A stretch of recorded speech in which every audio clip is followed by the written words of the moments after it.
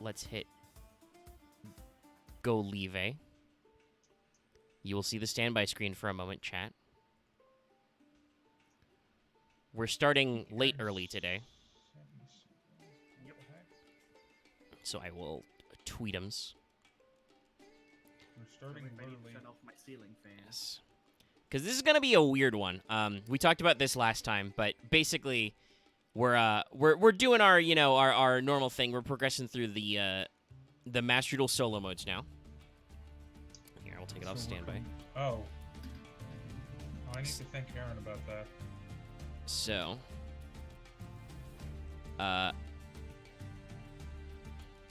we have a lot of fun weirdness going on, because they're going to do two archetypes, because both the archetypes we're going to do are very tiny. Because it's going to be Demise and Ruin, or Ruin and Demise, I think is technically how Master Duel calls it, even though Demise was first. And then we're going to do Megalith, because those are the next two Master Duel solo modes, and they're both ritual monsters. And at times, I believe they have both been relevant decks. Megalith's primary problem, I think, is just it requires so much goddamn brain power to play. And I remember this from doing the solo mode. It requires you to do a little bit of a thinky. It's not that bad, I don't think. Okay, let me rephrase that. Playing the base deck is not that bad. It's when you want to get fancy with it that it starts breaking brains. And that is the unfortunate problem, because while Megalith is cool pure, it is not really, like, meta-relevant pure. After all, they also only have, like, 6 monsters. So you want to start splashing in some of the weird shit because, you know, ritual support, rock support. It's better pure than some decks. No, yes. Like, it has a game plan. Like, Konami knew what they were doing. Unlike a lot of archetypes, none of the monsters are bad. Yeah. And we'll say this about, like, Ruin and Demise is, like, Konami invented a theme around them. Demise was just a guy, and then they made it happen. Demise was very meta-relevant when he came out in, like, 2000 and... Yeah, Demise OTK was an actual, like, he was the first ever ritual monster who was good in a, like, Konami traditional gameplay sense. Yeah, and as Konami tends to do, they were like, well, this card was really good, like, 10 years People ago. remember Why this don't guy, we can bring him back. It didn't do anything. Spoiler. And, like, obviously, you know, some people will be like, oh, but there were other rituals who were good. Yeah. I know that relinquished decks exist in, like, GOAT control. You don't win games based on relinquished. Whereas a proper Demise OTK deck is called Demise OTK because if you do it correctly, the game is fucking over.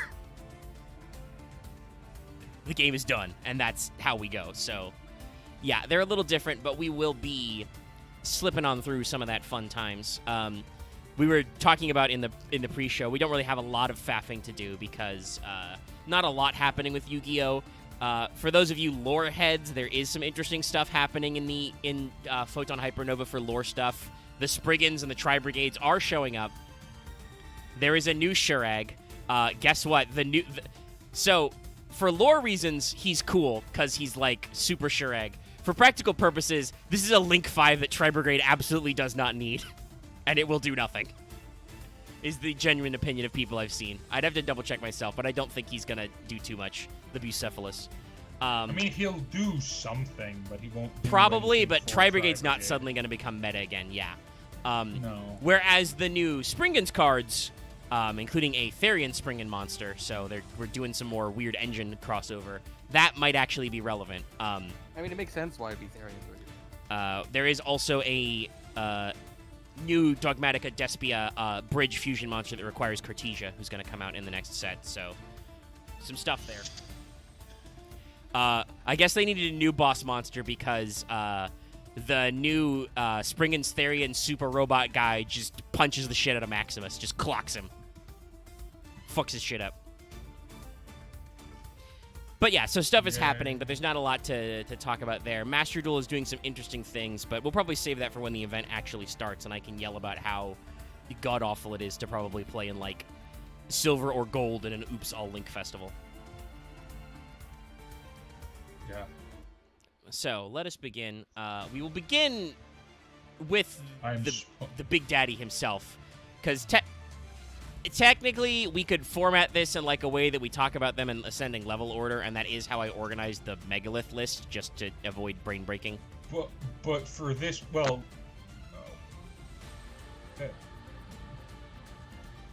For Demise, there's no reason to talk about without talking about the original Demise first. Like, he existed for years. Well, no, we also have to talk about the other one, because she was released at the same time. True. I will also pull up Ruin next, but we probably won't linger too long on old school Demise. He's an old school Yu-Gi-Oh card. He's a big skeleton armor man. God, this looks like an anime OC. He's fucking No, actually, he more reminds me. He makes me think of like a early 2000s JRPG villain. Yeah, that's a good way to think of it. That's the same thing. Kind of. No, actually. I mean, I'll say kind of. No, because you. when you call it just a random anime OC, it doesn't give the same picture. It gives you stuff that's just directly cringy. I mean, it's still cringy. He has no nose. He is cringy. Also, I don't... Let me double check. He has no nose. He has pointless elbow spikes. Is there any alt arts of this? Though, hey, I do want to throw out one more thing. The OCG is doing another selection pack, Selection 5. It seems mostly reprint focused. They're doing like one new card. But they have some fucking sick alt arts. They announced an alt art for Evil Twin Leela, which is like cool, great.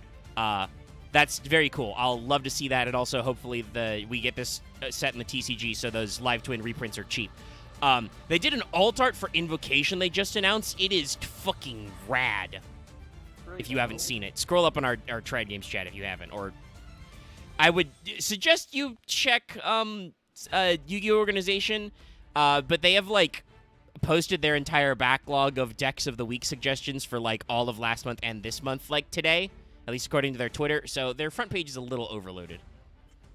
Okay, so Demise was in which one? I'm sorry, I was looking at Invocation. Yes, there is an alt art for Invocation they've just announced. It shows a weird new guy. Yeah. So sorry, back to Demise here. Yeah. In my opinion, I think he'd look better without the skeleton grin. Agreed. Yeah. Okay, so because Dallas said anime OC, I wanted to double check this. There are no alt arts that are like modernized. He did show up in GX. I don't know if he was original GX or because he existed they brought him out. But no, he was a card with. Wait, hold on. I'm not gonna look up airing schedules. I think he was in GX like around the same time. Yeah, so I'm not sure about the exact timing. But if he has a character design that they thought works for the anime, I think there is a reason for that. And yes, he is a very generic mid-2000s evil armor man. This armor. Is he's the dark. He's basically X-Death with a different with a helmet penis right here, chat. I was about to say because he has the weird wispy soul armor bits to his like. Yeah, which I don't really like. They're really. It looks like they're like wet. They're like metal dough. Yeah, they look weirdly organic, but the fact that they're white is not a good look. They're like kind of squidgy. The main like it's made of ivory, but it's really shaped. Yeah, his main cuirass is really good. Yeah. Everything else about his armor is terrible. Like literally everything else. No, I'll say this. I think he has a very practical gorget. Protect his neck from lightsabers. Okay, that's fair. But the fact that his neck is the reverse of his head shape, I think, if you'll notice, I will once again his do armor reminds me of like that's his one neck. of the Ryza. Remember like the Ryza designs where it has like it's weirdly like layers of circular layers. I mean, this is just the armor is just the Judge armor from Final Fantasy, or more specifically the one from 12. He makes me think of like. Maybe it's because I played too much 14, but he makes me think of like he's the weird warrior who got at the end of the game that's trying to merge the world I'm saying, together. if you cut off the arms are completely mismatched with the rest of his armor. That's the issue I have with it. Okay, hold on. I gotta double check something. I'm more thinking of... Because... Okay. No, this can't... Hold on, I need to post something for Axe. This... I will say this. This, we can't say that... You can't say that this is Judge armor, Dallas. Because this guy came out before that. Because So Final FF12? Fantasy, Final Fantasy XII's worldwide release was March 06. This guy's American release was March 06, which meant he was already out in the OCG. So this guy is older than when 12 actually came out. I guess now, it's just the same aesthetic. Yeah, I think it's just the mid-2000s vibes. I'm just not. I think similar to Val, just not a fan of these skeleton-like parts to his armor. Yeah, it's the same thing with, like, he has no nose, you know? Because he's got a weird skull face armor. He's a weird guy. Like, skull face is fine, but just like the weird pointy elbow shoulder things. There's definitely some design questions that are a little weird, and this is still, like, early Yu-Gi-Oh! I guess they're going for a bone theme. Like, there's a lot of weird bone guys in old-school Yu-Gi-Oh! He also has the most... Maybe the reason I called him the anime OC is because he has the most extra name of all time. True, this is Demise, King of Armageddon. King of Armageddon. Which is, and that is a literal translation of his Japanese name as well. Shuen no Demise. So, That like, is this guy is Shadowlord extra X front and Sephiroth back. Tears of Wait a second, hold on. I also want to looking throw at- this out there. Look at the spikes on his hands. Yeah. Yep. They're not symmetrical. Nope. And No, they're not. his white armor parts, like Axe said, the doughy comment earlier, that's like extra true of his knuckles. They're just kind of formless. I feel like this guy suffers from, and admittedly, this was 06. This is the Master Duel version, so this is the version that was like blown up and digitized into like 40K or 4K or whatever. Caught you in 4K here. This guy is It's 40K. It's weirdly. He also... It does feel like Also a true. Pokemon. Yes, this is also just a Chaos Space Marine. Not a high level one, but I'm more thinking Yeah, Chaos this is like a Librarian. Chaos Marine nuke. no. With a weird skull helmet and an axe and huge shoulder pads, this guy's a Chaos Space Marine. No, I was thinking Yeah, like no, a Chaos you- like a Space Marine Librarian, don't- which means they're a Chaos Yeah. Mage. No, he doesn't No, have no, nearly he doesn't have enough gold- weird enough he shit doesn't to be a have enough librarian. random gold shit for. Fair to enough. be He doesn't have able enough. He to doesn't have weird. That's why I said fetish. that. Yeah, Dallas and I both said he can't be very highly ranked because he doesn't have enough weird blinged out shit, or he doesn't have I will like say, an extra all pair of of his- demon arms. All of his white stuff looks like ivory, so that's why it's actually weird how it's shaped. Yeah, I think that's the point. Like an ivory or a bone-like look. It's weird. There's some It weird doesn't touches work. here. And again, some of this might just be that the like digitize and blow up of his art just misses some of the detail. But yeah, I think he actually looks that goopy and like. Though admittedly, the scan they have from that is from the Megatin from 2018, because this guy's actually kind of a rare card. He was printed in Shadows of Infinity as a super. By the way, shout out to Konami making cards actually accessible back in the day. This guy was merely a super. And he did have an ulti variant. He was reprinted in North America specifically about a year later in Dark Rev Volume 4, and then wasn't printed again until 2018, which is, I assume, when some of the more modern support came out. Yeah. I mean, unfortunately, this guy is a relic of a bygone era. Yeah. He is bad. Yeah, he's currently bad, and there's some of the support which we may talk about that makes him better, but you'll see why he was good in a second. Also, I'm very sorry, Spiridon, for making you COVID cough. But I can't help it. He has a penis in his armor. So, Demise's effect. This is a ritual monster. He is level 8 Dark Fiend, which does mean that I believe the generic Dark Ritual would have been out. Because there was actually a you can use this card to summon any Dark Yeah, Ritual Dark monster. Contract with the Abyss. Yeah. So, he has but you didn't use 2400, that one. 2400 attack and 2k defense. So not great stats even for a level 8, considering you have to invest a lot in this. But his effect text is very simple. You can ritual summon this with End of the World, which I used as the thumbnail, so we won't put it on screen, but we can talk about it. And then his other effect is very simply, you can pay 2,000 life points. Destroy all of their cards on the field. And this would have been, you know, well after the old SED days. This is still in recent enough memory. Like, that was only a couple of years ago for people to understand. No, this is. I think you're thinking this is younger than it is. 06. That's a Oh, no. couple No, of the cup. Yeah. deck didn't get the deck. Fucking Porky Pig. The deck didn't get realized until 2007. Yeah, no. But I'm just saying, with his card effect, that's still like decent enough because I'm sure like what people were thinking or what Konami was thinking was, you know, what went wrong with Zed, right? What went wrong with Chaos Emperor Dragon? Was it the fact that it was the hand as well, or what? The burn effect? So this has a higher cost and only destroys cards on the field, but still very potent. Yes. Specifically because of a specific card that is the reason this card was good. Which is Advanced Ritual. Yes. Because the combo was you would run fucking Insect Knight. Yeah. Yes, Insect Knight was actually run in a competitive deck. Yeah, Insect Knight has showed up as the weird...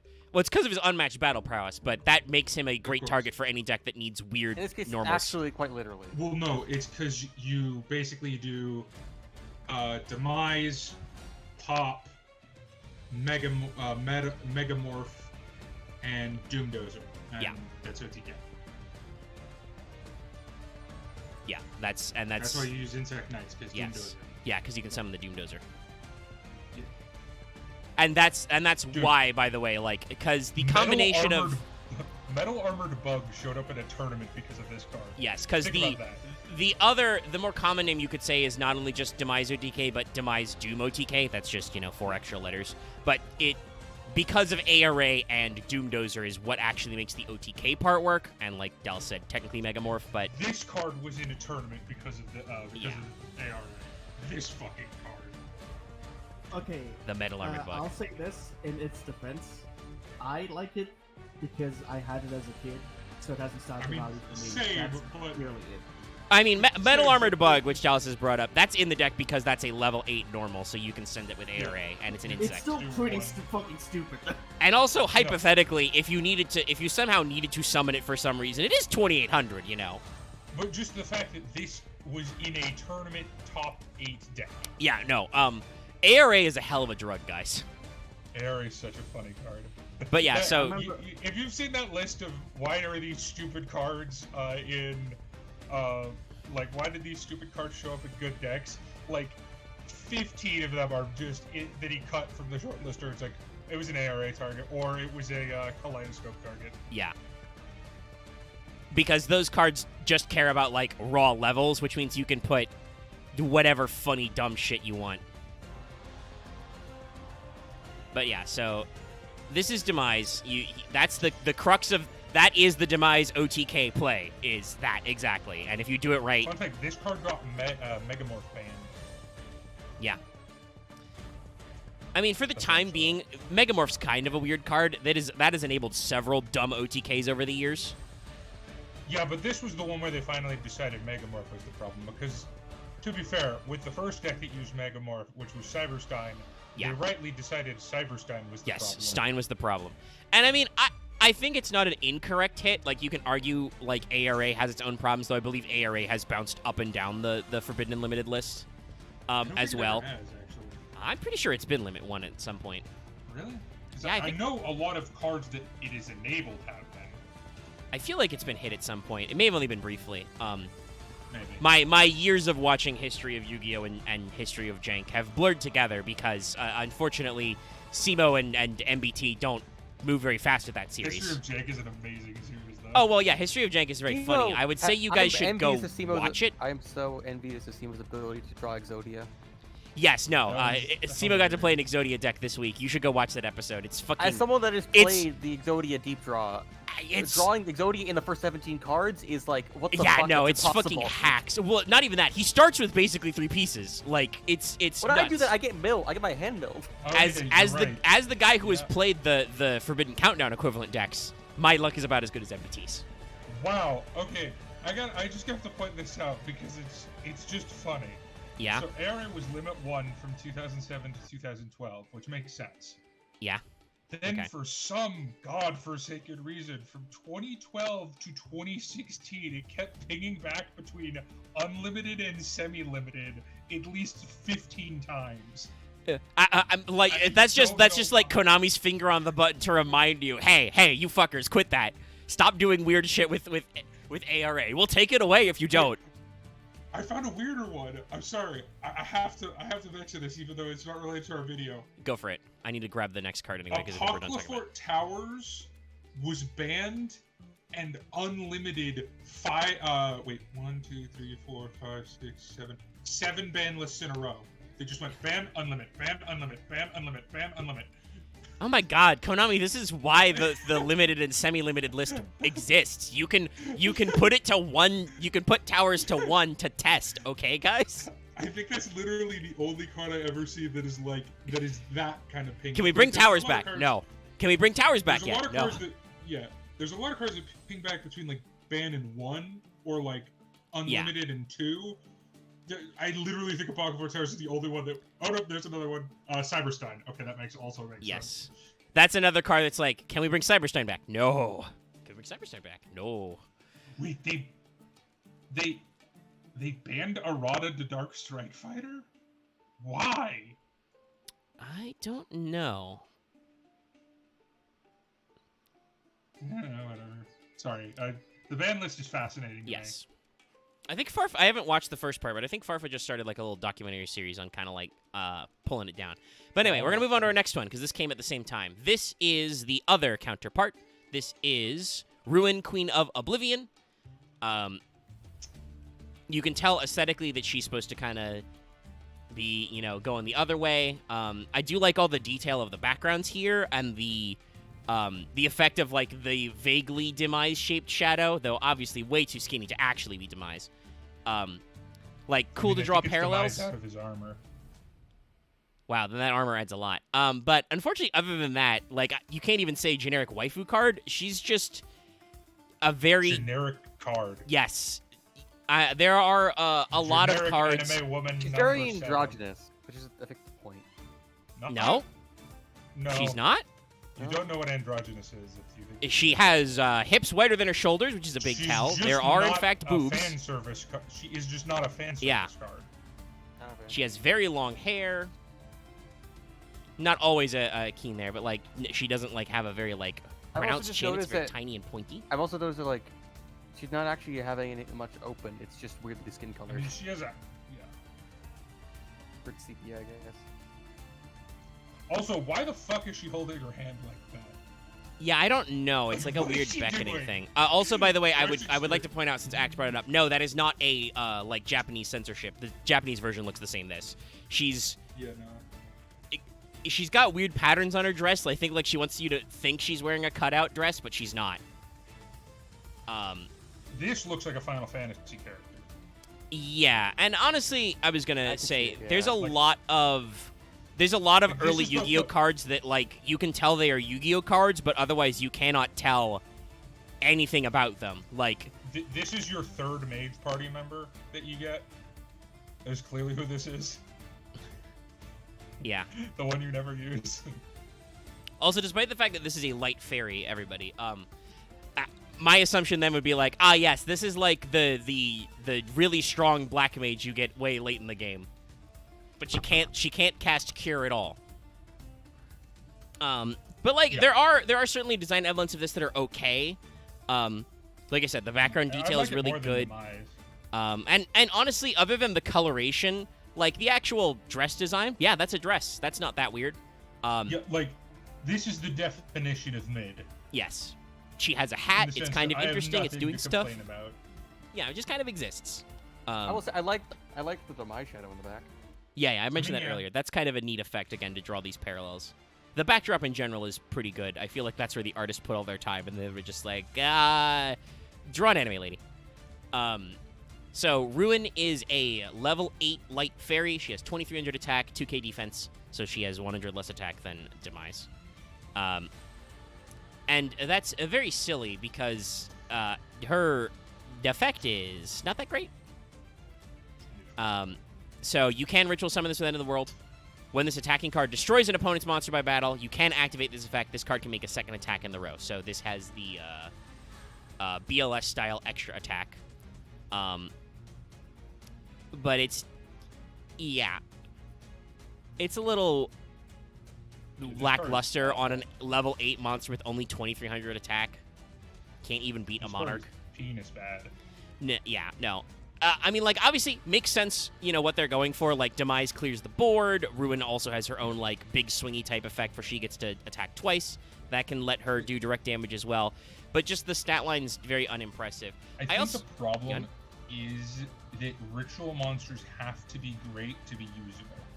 Yeah, especially or at this stage, right? Like, she is an 8. Yes, she is technically easy to summon because there's, like, a lot of different ways to get her out.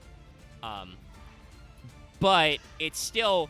The game isn't over when you summon her, whereas, as we discussed, an appropriately engined Demise summon, because it just cleans up the board, the game is over. It just wins the game. For Ruin to win the game, that means your opponent has to have, like, 1 monster left and sub 2300 attack or something, or have, like, a really shitty attack mode monster. It doesn't close the game instantly, which is a little bit sad. Now, what I want to throw out there is for thematic purposes, and it makes me wonder who writes the Master Duel Gates. While she is light, and obviously, you know, Japan likes to play around with some of the weird themes, her name is arguably obscured to avoid, you know, the satanic panic, because in Japanese, it's Hametsu no Megami Ruin, so Goddess of Destruction Ruin, which is a little weird considering the direction they go with later card design and with the story in Master Duel, where she is kind of the thing that, like, she'll come along and rebuild worlds and make sure that they, you know, if they can survive, and if they can't, Demise will eat them. She looks so angry at the shadow of Demise behind her. Like, yeah, she does have a very sour expression on her face. She's just kind of like, meh.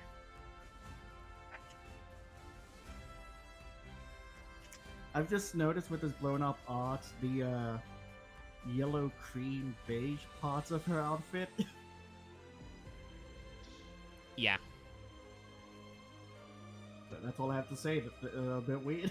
Yeah, no. The coloring's a little weird. I mentioned that earlier, but the dress design is fine. Again, I won't throw it on screen. You can see it in the thumbnail. I mean, it's pretty cool because it shows a giant Demise being kaiju'd over a city in flames. But the end of the world, Endo of Zawarudo, is a pretty basic bitch ritual spell. The main cool thing it did was it name-checked 2 ritual monsters, which is arguably good with the way modern ritual support works with cards like Prep and Pre-Prep, because it name-checked 2 monsters, but it requires exact levels, so it's not that great. Hand. Yeah, it's hand or field, and that's why there are several retrains of it. For the time period, it was probably ambitious enough for them to have a ritual card that, while not generic, was 2, and so they thought that they had to make it exact, but it's pretty weak in our current. It was compromise. never played as well. Dumb question, because I just thought about this. Was this art censored by any chance, or did it just come No, out yeah, with I brought that up the earlier. games? You must have stepped away. I did step away. Yeah, I double-checked. No, this is how she looks in the OCG as well. They just decided to have this. She's just wearing a fake cutout dress for no reason. She's just the generic. Okay. All right. You know, sorry, I had to step away for a bit. My stomach was having problems. So, that's... there we go, Master Duel. That's the correct resolution. So, we're going to do the next bit as a big blob. We're going to start with the little ones. Well, we're going to start with Demise, actually. So, we're going to start with small Demise, and then do big Demise. This is Demise, Agent of Armageddon. So, this card was made in 2018, over 10 years after we did it. I think we've learned some things. It's Demise, but a twink. Yes. And I will say, so immediately I want to draw your eye to his white bits. I feel like they're textured much better now, so that they look more like bone or ivory. They're less, yeah, they look less doughy, less goopy. He's also got a vaguely Aztec thing going on with it, or is that Incan? Yeah, it's definitely Mesoamerican. That might be more of an Incan headdress. I don't care for the headpiece, but the rest is I like the headpiece because it actually looks like something instead of just sad horns. Yeah, I appreciate that they just have the skull top part, and from the top of the teeth down, it's different. So I'm like, well, yeah, it makes him look like he's wearing a helmet or a mask, as opposed to the last guy who was like, "Yo, Demise, is that your face, bro?" Although one thing I definitely appreciate of new Konami versus old Konami, they actually know how to pose their characters now. as opposed to just generic looming. Yeah, this is a much more dynamic pose. You can imagine him like sitting down, like challenging. Like this is a guy you run into in Dark Souls, right? Like you're just minding your own business, and this motherfucker is just sitting there, and he's like, ha, ha, ha, "I will kill you now and eat your souls." Oh, a hate knight then. Fuck those guys. No, this is just badges. Yeah, this is a much better. Okay. Like it's like after 10 years happened, the new artist had notes on the previous one, and we made some changes. I will say, You said, "Hey, I'm destroying over here." I will say I probably wasn't paying attention because I had a call I had to take, but so tell me if I'm repeating anything I said, but I like the weird astral flame effect. He's got an actual halberd of sorts. Yeah, no, we didn't talk about the aura and background he got, which yes, that's very layered artistic. like actual armor, which is cool. Yeah, I feel like the artist for this one had the power of the digital art revolution, and he could be like on a drawing tablet and also have like Google open at the same time for references, right? Yeah. But like, I will say, this one definitely looks more anime. For sure. Yeah. But I think it's cleaner. But that's not a bad thing per se. No, depending on the archetype, that's this okay. way.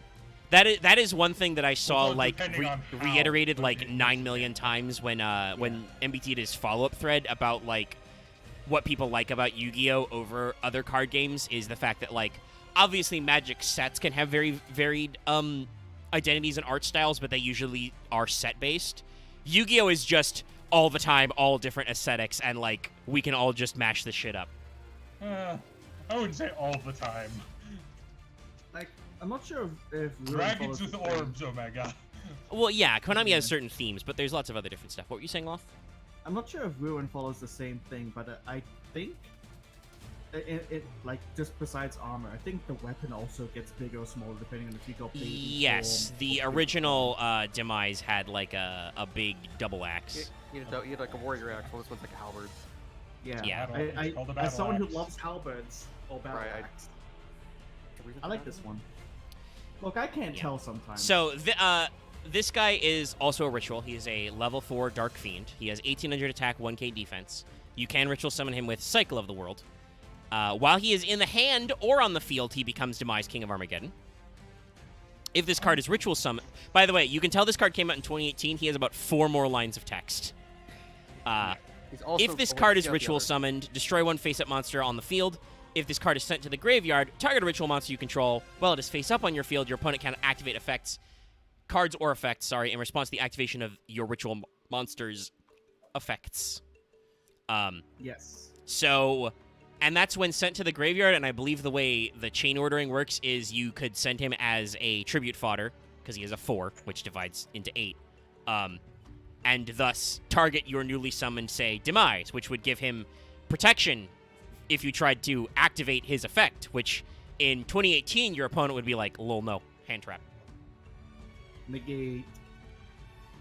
So, yeah, there's some play here. It has some effects that work.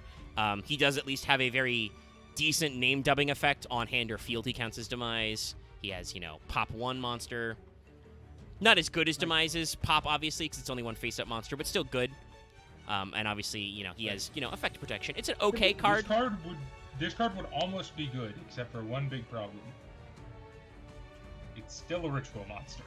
True. And unless ritual monsters are really good, they're look, there has been... Well, I mean, I'll say this. No, I'll say that. To make my point more clear, there has been exactly one ritual monster deck that has been good without any main deck support. Or technically 2, but one of them kind of doesn't. We'll get into Megalith, but yeah. Like Necros is the only deck that has no, and even then they had one. Well, yeah, you play a couple. No, they had a couple. They just didn't play them. I mean, I'll say this with Demise, I see where with Agent of Armageddon,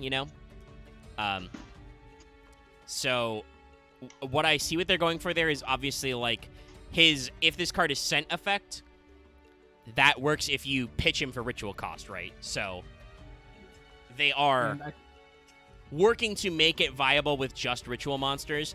And in Master Duel, you can see some of the angles they play for this.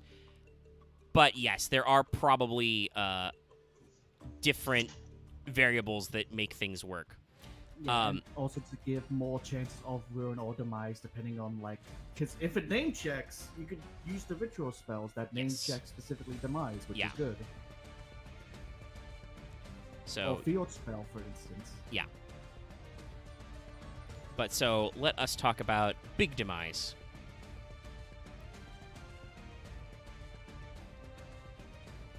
And I think the main problem with the big guys is just, for some ungodly reason, Konami didn't make the levels make sense.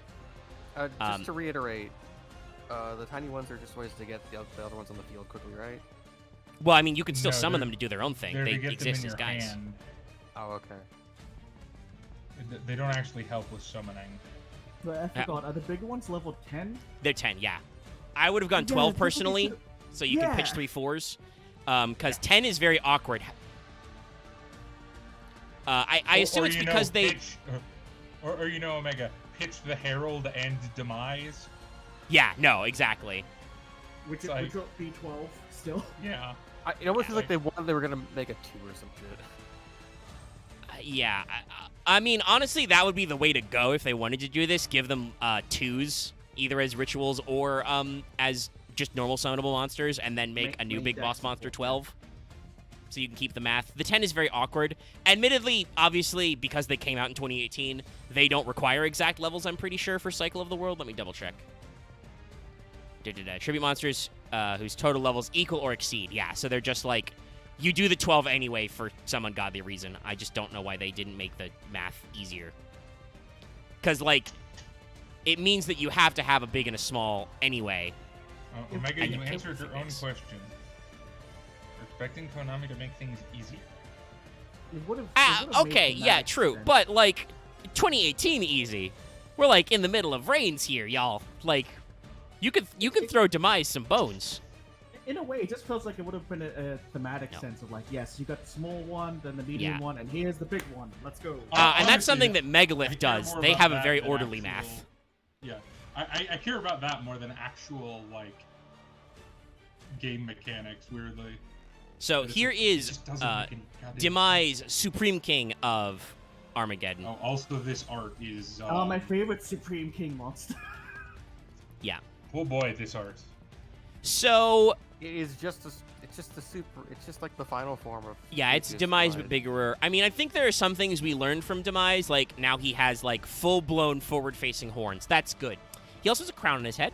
Okay, a choice, sure. His shoulders are bigger, and he's got more gold to him. Yeah. They add a little bit of gold detailing on his Fire Emblem axe.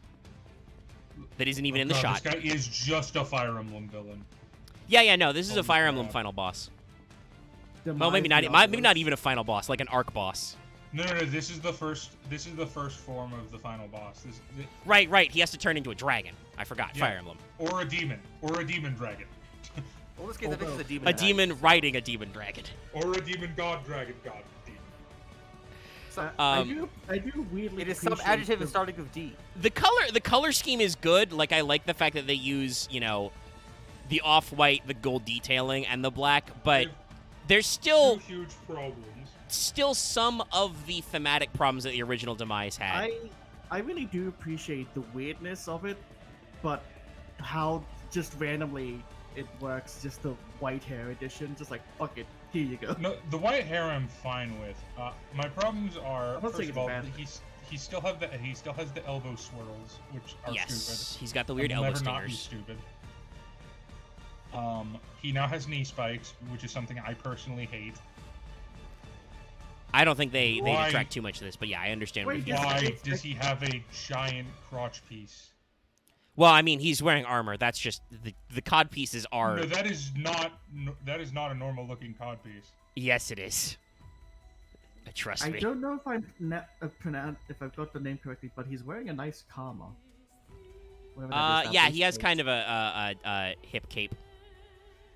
Kama is technically the word they made up for Star Wars, but it is correct. Yes. Damn it, that's the only one I could think of. That's and I think that's because there's not a good name for that in real life. Trust me, I've tried so hard.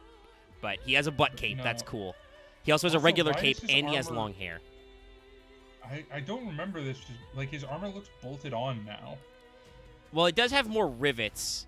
And it does For look some more reason. outward, if that makes sense. Like, base Demise looks very flat. Like, honestly, I think this design is, again, mostly okay. I think it suffers from the classic Konami 2018 problem of just It suffers a from the little problem too that much, it is- a little too busy. Wait. Like, Hold on, I don't again, The other problem that suffers from is not a great base design. well, yeah, it's trying to complement something that was a little wonky. But I just want to say, like, there are so many of these extra weird details. Like, he's got white hair now coming out of the top of his crown head. He's still got his, like, blue flame cape from earlier forms. And as much as it looks cool, he now has what looks like a cape, like, around his belt area, which used to be, like, metal armor pads. Like, Also, my his guy, axe what is is 3 golden layers? for some reason. Well, he does have some gold accents. Guys, Like, I you'll notice think- it kind of at his knuckles, and now these lines are kind of bronzed. I think that my main problem with the axe is you can't fucking see it. Like, there's clearly a Yeah. lot of detail work went into this sketch of this guy's axe, and then we just cut it off. So, quickly, I just figured out what the Demise did. He hunted a Diablos from Monster Hunter. Yeah, he's wearing Just Monster right. Hunter armor. Yeah, Makes look sense. at that and then look at him. No, you're right. It's kind of in that vein. When did Monster Hunter World come out again? Oh, not that long Before, after 2018. Okay. Yeah. Well, Way Diablos after has been around for a 2018. good while. so Yeah, I'm who just knows? saying that, like, that could be a reason why the artist was distracted.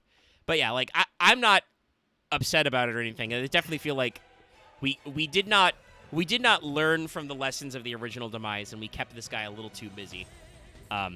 As opposed to, like, why I think Agent of Armageddon is good is because they simplified him, right? Yeah. And unfortunately, No. Konami does often do this problem where they're just like, this monster is bigger. Bolt more shit onto him, literally in this case. Yeah. Rivet more things on him. Quick thing to chat. Filthy Casual, do not mention Bloodbath Diablos. That thing was a He could have given people fucking pain. PTSD. Okay, it did Yes. come out in 2018, so that was when this came out, Oh, so yeah, it probably really? wouldn't line up. Yeah. Dude, we're a whole other Monster Hunter game after World. If I'd made a joke about Monster Hunter Rise, I would have been super wrong. That said, again, because of the OCG delay, I think technically this would have been drawn before World actually came out, so people weren't... The artist wasn't playing Monster Hunter World on the side while drawing this. So what Demise does, Demise is a level 10 Dark Fiend ritual, 3k, 3k. So just, yeah, sure, fuck it, stats. Who needs balanced stats? You can ritual with Cycle, becomes Demise on the hand or field. While this ritual summoned card is on the field, your ritual monsters can't be destroyed by battle. Great protection. Totally worth it for a 3k guy. If all monsters used to summon this card were ritual monsters, you do not pay life points to activate its effects. Nice detail. Once per turn, you can pay 2,000 LP, destroy as many of the cards on the field as possible, and if you do, inflict 200 damage to your opponent for each destroyed card they control. So, again, kind of like going back to the vague CED kind of class, because obviously, I believe CED was errata and unbanned at this point. So, I don't think it was unbanned yet. I mean, no, it would not. 2018, yeah, Yeah, was. it would not be errata without being unbanned. That's why you would errata it. But yeah, so there's interesting extra details on here. I think the main thing is just, again, Dallas is talking about, like, rituals have to be pretty splashy. This is just Demise on a bigger body, which does help the OTK play a little bit much. If you set him up correctly and you don't use, like, an ARA, you use, like, the other cards to send ritual monsters to summon him, you can activate his effect for free, and you get to destroy cards, but it's only 200 per card. And, you know, you're really counting on getting that Agent of Armageddon send so you can make this guy uninterruptible. The other huge problem is it's just not worth it for the sheer fact of being an OTK deck is Yeah. meaningless at this point. Well, it's really meaningless because any deck just jams access code and can OTK when they have enough guys left. Well, like, even aside from that, like, the amount of OTK decks in Yu-Gi-Oh! Is ridiculous. They're decks that function this same way of, like, blow up your opponent's board, swing for game. Yes. Like Galaxy Eyes, Blue and the Eyes. problem is those guys make much bigger assholes who are much harder to remove, or they make many more assholes. This guy just has battle protection, which doesn't mean any. I guess they're counting on the fact that because he's only 3K and Megamorph is not going to be useful, especially because one of his primary effects is to not have to pay life points to do his thing. You're not going to clinch the game with one Demise, so he has to be protected from battle. But yeah, I just feel like they kind of... And obviously, like we said, they probably didn't want to make this guy too good because they knew that Demise, while a legacy get, was a really... Like, that was a meta deck. They don't want to necessarily be like, oh, we're just going to immediately catapult this to be a meta deck. But I feel like this is kind of too much of a fart in the wind. Yeah, I think it's a little too wishy-washy. Like, especially because 2018, the age of protections and towers and shit... Okay, cool. So you pay the effect to blow up and you cause damage, but what if your opponent has monsters that just decide not to be destroyed? Or what if your opponent has a monster, and this is purely hypothetical, if your opponent has a monster that whenever you summon anything can just quick effect destroy your monster? Yeah. Yeah, or this was in Zodiac format. Yes. Or another thing, which is also very common by this stage, what if, sure, your opponent has 5 monsters, you can do a whole 1,000 damage to them. What happens if all 5 of their monsters fucking float? This has a soft once per turn on it. Yeah, Filthy Casual brings up a good idea of, like, this guy had Odd Eyes Raging Dragon, which is instead of dealing damage, he just gets more attack points for each card. Yes, that probably would be better if he got more Enswollenated. That, I think, would have worked a little bit better. Like, I get what they're going for, it's just... Like Dallas said, it's a little bit of a fart in the wind. It doesn't do enough to make this really worth it. Like, this guy doesn't actually become your win con. He's a cool board wipe, but you might as well just play regular-ass Demise, because he's easier to summon. Yeah. Like, this is a... I'm confident in saying this is a worse ritual deck than fucking Vendred. I mean, having played the solo mode, which of course involves lots of mirror matches, yeah, no, the certain Vendred builds can clap your cheeks pretty fast. Also seeing Broke Boy, Vendred could be pretty cool. One of the main reasons I think is that Vendred's ritual spells are way better. Good. Yeah. Cycle of the World is the new one they introduced for this. You can use it to summon Ruin or Demise. You must tribute monsters from your field who equal or exceed that monster. And then during your main phase, if it's in your graveyard, you can shuffle it to add End of the World, and then add Ruin or Demise to your hand. So, like... Yeah, that's awful. Yeah. Their second version of the ritual spell isn't even, like, an improvement. Yes, it lets you exceed, it's worse. But it requires field. So, like, obviously what they're trying to set up is basically, like, the ritual version of link climbing. Like, you use End or something to, exact out a 4. Okay, so you use, cycle to get out an 8 or something, but it won't work. It's too weak. We'll talk about I think their best one, which is Turning. Yeah, Turning, their ritual spell that's not a ritual spell because it's a quick play, which probably fuckles it a little. Yep. But we'll do that after we talk about the monsters. So next we're going to talk about Little Ruin. Small Ruin. Yes. Angel of Oblivion. So by the way, they still, I think it's just thematically because they don't want to change it, but they still keep it as Oblivion, not Angel of Destruction, but they can say Angel. Yeah, it's just Ruin, but she's younger now. You can tell because she's, her face, Ruin. Her face isn't quite as, like, long and drawn. She's got bigger eyes now. She's doing the Marvel Scoliosis pose, but...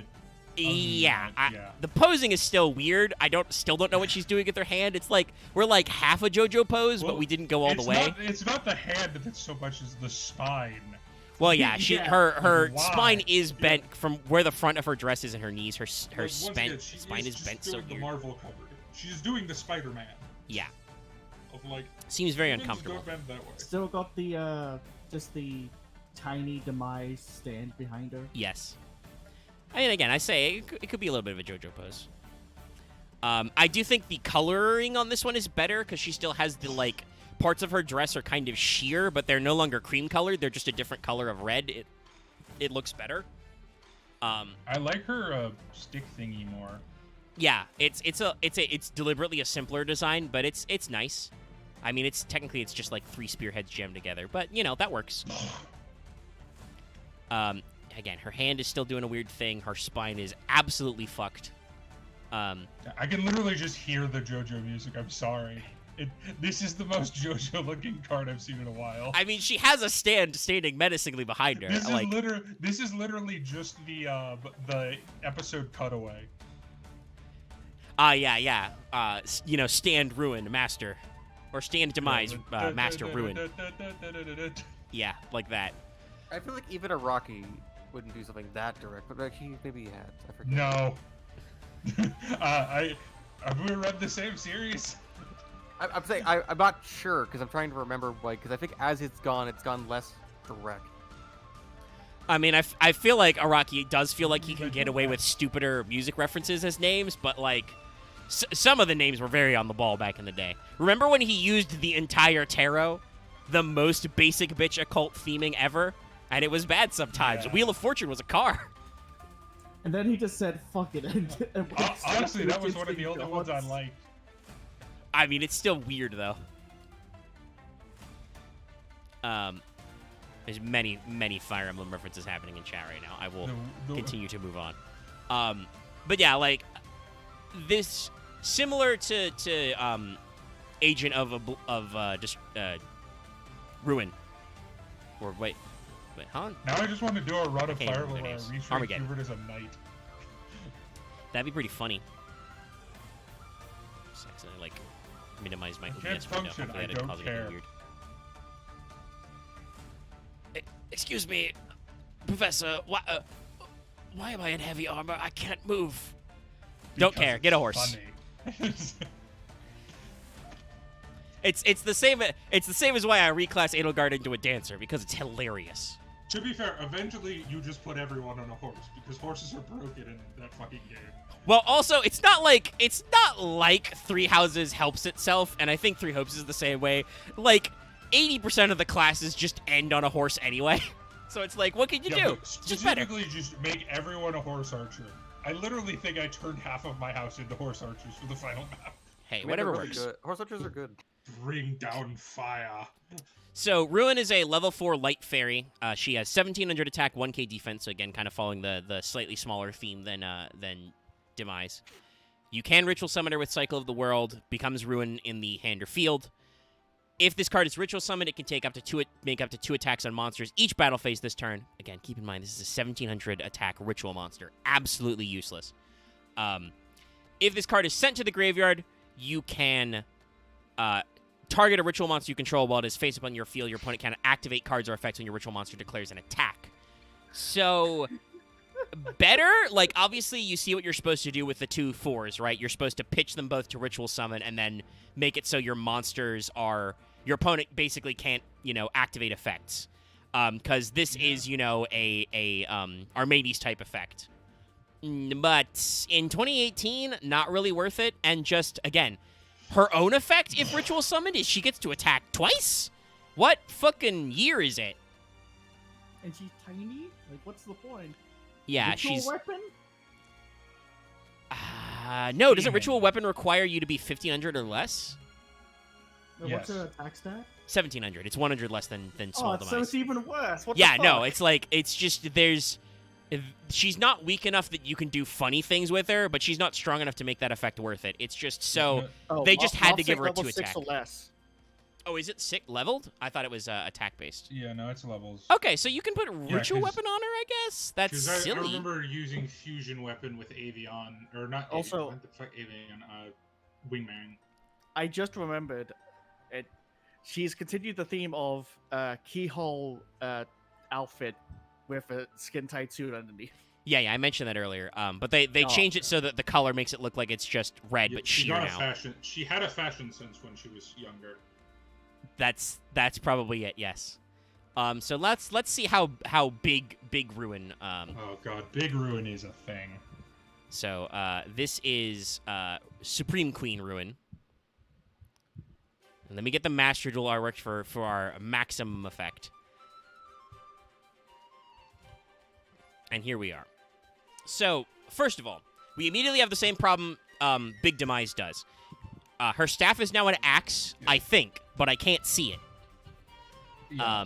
No. Yes. Also, wow, she must have really hit the corsets hard. Because, like, yes, the original Ruin did have, you know, noticeably wider hips, but, like, her waist is so small now. Unless she's supposed to be really fucking tall, like Bayonetta. I mean, I think she just really leaned into her hourglass theming, and she's now literally just an hourglass. Yeah, that makes thematic sense, but it's a big contrast, right? No, she looks anorexic as hell. Yes. What's up with that Queen of the Cosmos-like headdress? What the fuck? Well, she had Yeah, she no. has a funny hat in both of her previous forms, so naturally her biggest form has to have a really big space pope hat. Look how huge this is. You know how Big Demise was over-designed, but it was slightly more understandable because his base design wasn't bad? This is taking a perfectly functional design and over-designing the shit out of it. Yeah, she has so many layers now. Like, she's got gold leggings on. She's got the sheer gold, like, cutout for the underboob and her navel. But then she's got red and gold and black. So this gives me, this gives me very descriptive vibes to play off something you guys were saying earlier. How like earlier versions feel like the weird like evil party member that joins you later in the game.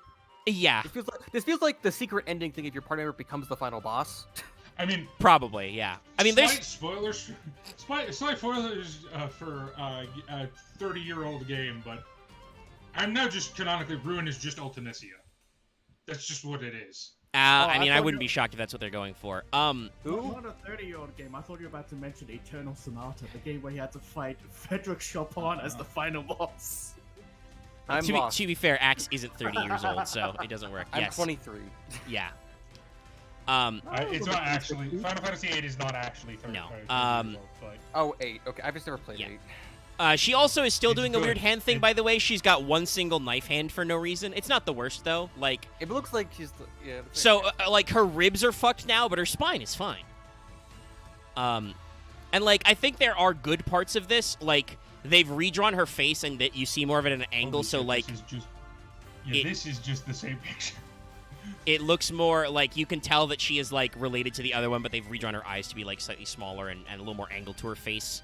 I actually like the little, like, crystal earrings and headdress thing she's got going on. Like, if that was her only headpiece, that would make sense. But no, she has a dumb hat, so we have to make it dumber.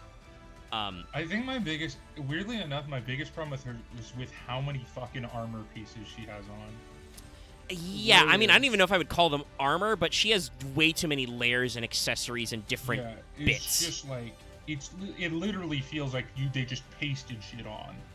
Yeah, because, If like, they removed like the red parts and it was just black and You gold. mean the second red parts? With the little hip cape? The hip cape is the most unnecessary thing in the yeah, world. because she's wearing a hip cape over her dress, which has thigh cutouts, but thigh cutouts that go to her metallic gold leggings? Question mark? Like, there's just some interesting designs here, and again, it goes back to that problem we talked about on Failed Portrayal, the over design. If we had just like relaxed a little, we could have made this simpler, and it would have worked better. I know it would not be as much of clearly communicated, like, this is the biggest Ruin, but also I think she is physically the largest Ruin. So, like, we would have gotten over it. Yeah. So, yeah, no, Dallas posted And, it like- on Ultimate Soup. It's very much the same. The thing is, like, she is not a. The thing about over design, because I'm not inherently against over design. Hell, my favorite design in history is arguably one of the most ostentatiously designed things ever. Yeah. It's a fucking giant person tower thing. But like, you have to earn it, and this card is too lame to earn it. You know what I mean? Yeah. Though, Chad, I would not be following my spiritual liege MBT if I did not point out that she has an uncensored armpit. So, internet freaks go crazy. I think they're more. I think it's more of like the people that do like the mommy meme is probably more for this. Yes, but she does have a uncensored armpit. And also, I do want to say this: what we can Y'all little see of her people are skin, she nasty. is pretty built. Like, she has very defined muscles in her like shoulder and collar area. There was And joke about, she like, has a it's very skinny, navel. Like, She- I think Ruin lifts. She's a very power. She's probably like she gives the air of being like a powerful lady that probably moves her hand and an entire area just vanishes or something. That's probably why she's doing her knife hand. She just points at you with the knife hand, and you just fucking explode. Yeah. So, Ruin Supreme King of Oblivion is another light fairy level 10. She has 2,900 attack, 3k defense. You can ritual with Cycle of the World, becomes Ruin on the hand or field. While this ritual summon card is in the field, ritual monsters you control can't be destroyed by card effects, so she has the much better protection effect. If all monsters used to ritual summon this card were ritual monsters, it can make a second attack each battle phase. And if this card destroys an opponent's monster by battle, you can inflict damage equal to that monster's original attack. So I would argue that as a monster, I think her effects are better than the big Demise. They're still not really good in 2018, but you're protected from effect destruction. If you use all ritual monsters, which is the goal of this deck for better or worse, she gets 2 attacks every battle phase, no matter what. So if your opponent has no board, like if you sacked a big Demise to summon Ruin after blowing up the board, you get 2 attacks anyway. And if it does destroy an opponent's monster by battle, it has the Flame Wingman effect, so you get more merit out of those attacks per turn. That is better. I don't think that's enough to clinch this deck, especially since, as usual with Ruin, she has the slightly lesser attack pool. But I do think that just the way Yu-Gi-Oh! Has drifted over those, 11 years, this is the better effect. So there's definitely things I think this works better with. Actually OTKing your opponent, I think, becomes much, much better with this. For instance, if your opponent has, 2 monsters in attack mode with decent attack stats, you run over them twice and do their attack damage. Seems okay. You can do a lot more damage with this than with Demise, is what I'm saying. So, yeah, and that's all of their monsters. I don't know if Konami would ever revisit this one. I mean, they did do them as a Master Duel solo mode. Demise OTK is pretty, well-known. A lot of people will remember that one from back in the day. In our progression series, when we were still doing that, because we all had schedules that made sense and were sane, we had to hit ARA. I think we even had to hit Demise for a little bit, just because Demise ARA blow out your back was so easy. So, yeah. I don't think we need to pull up the arts because, unfortunately, the spell trap art of these cards is not super interesting. No. But we should at least mention they do have a field spell and another ritual spell. And Breaking of the World is kind of generic. It could work with some hybrid decks. So Breaking of the World is their field spell. It just shows, I believe it's Demise, I guess probably being summoned because it's his crown and his spooky face over it. I don't know. There's some DBZ shit happening. Anyway, it's a field spell. Once per turn, target a ritual monster you control. Show a ritual monster in your hand. Until the end of this turn, this level of the shown ritual monster becomes the targeted monster's level, even if this card leaves the field. So it basically lets you level fix, which is important because your cards are dumb. And then once per turn, if a Ruin or Demise is ritual summoned to your field except during the damage step, activate one of these following effects. Draw 1, destroy 1 on the field. While that is a once per turn, which is slightly annoying, that does kind of shore up your deck's consistency. It gives you more draw power, or it gives you more pops if you're summoning, Ruin, for instance. And the level fixing is good. It just doesn't... I don't think it does enough to be really relevant to the deck. If you were playing some kind of ritual hybrid, though, the fact that ritual monster effect is generic is probably helpful, because it lets you fuck around with levels.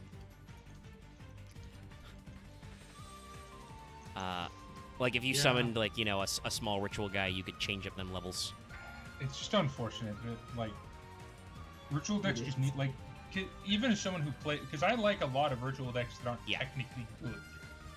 I mean, that is a lot of ritual decks, unfortunately, yeah. But, even from that standpoint, this deck fails. Yes. And then, like I said, I think their best card is Turning of the World. It is a quick play spell card. It just shows, an orange and a... Basically, it's a giant hourglass that has the card art of the 2 earlier ones, End and Cycle, in it. So, we're turning. This card is used to ritual summon Ruin or Demise from your hand or deck. You must tribute ritual monsters from your hand whose total levels eat or exceed. You only activate 1 turning per turn. So unfortunately, the main problem with turning is that it is hand or deck, but your other monsters are not Demise or Ruin in deck, so it's only the original ones. Though it does also work on hand. The quick play effect is funny, And it does let you meet or exceed, though it does have to be ritual monsters. But again, if you're playing this deck, your main deck monsters are all ritual. I think the primary problem with turning is that while the quick play effect is cool, I think it's only really your fours, like Demise Agent has like a pop on summon. So there's no real point to summoning on your opponent's turn. And because it is a quick play, you cannot search it with normal ritual support cards like pre-prep or prep, right? Yep. So you also can't use any of the generic ritual support cards because they are taken up by slots. yeah. Like Ritual Sanctuary or something. Yeah.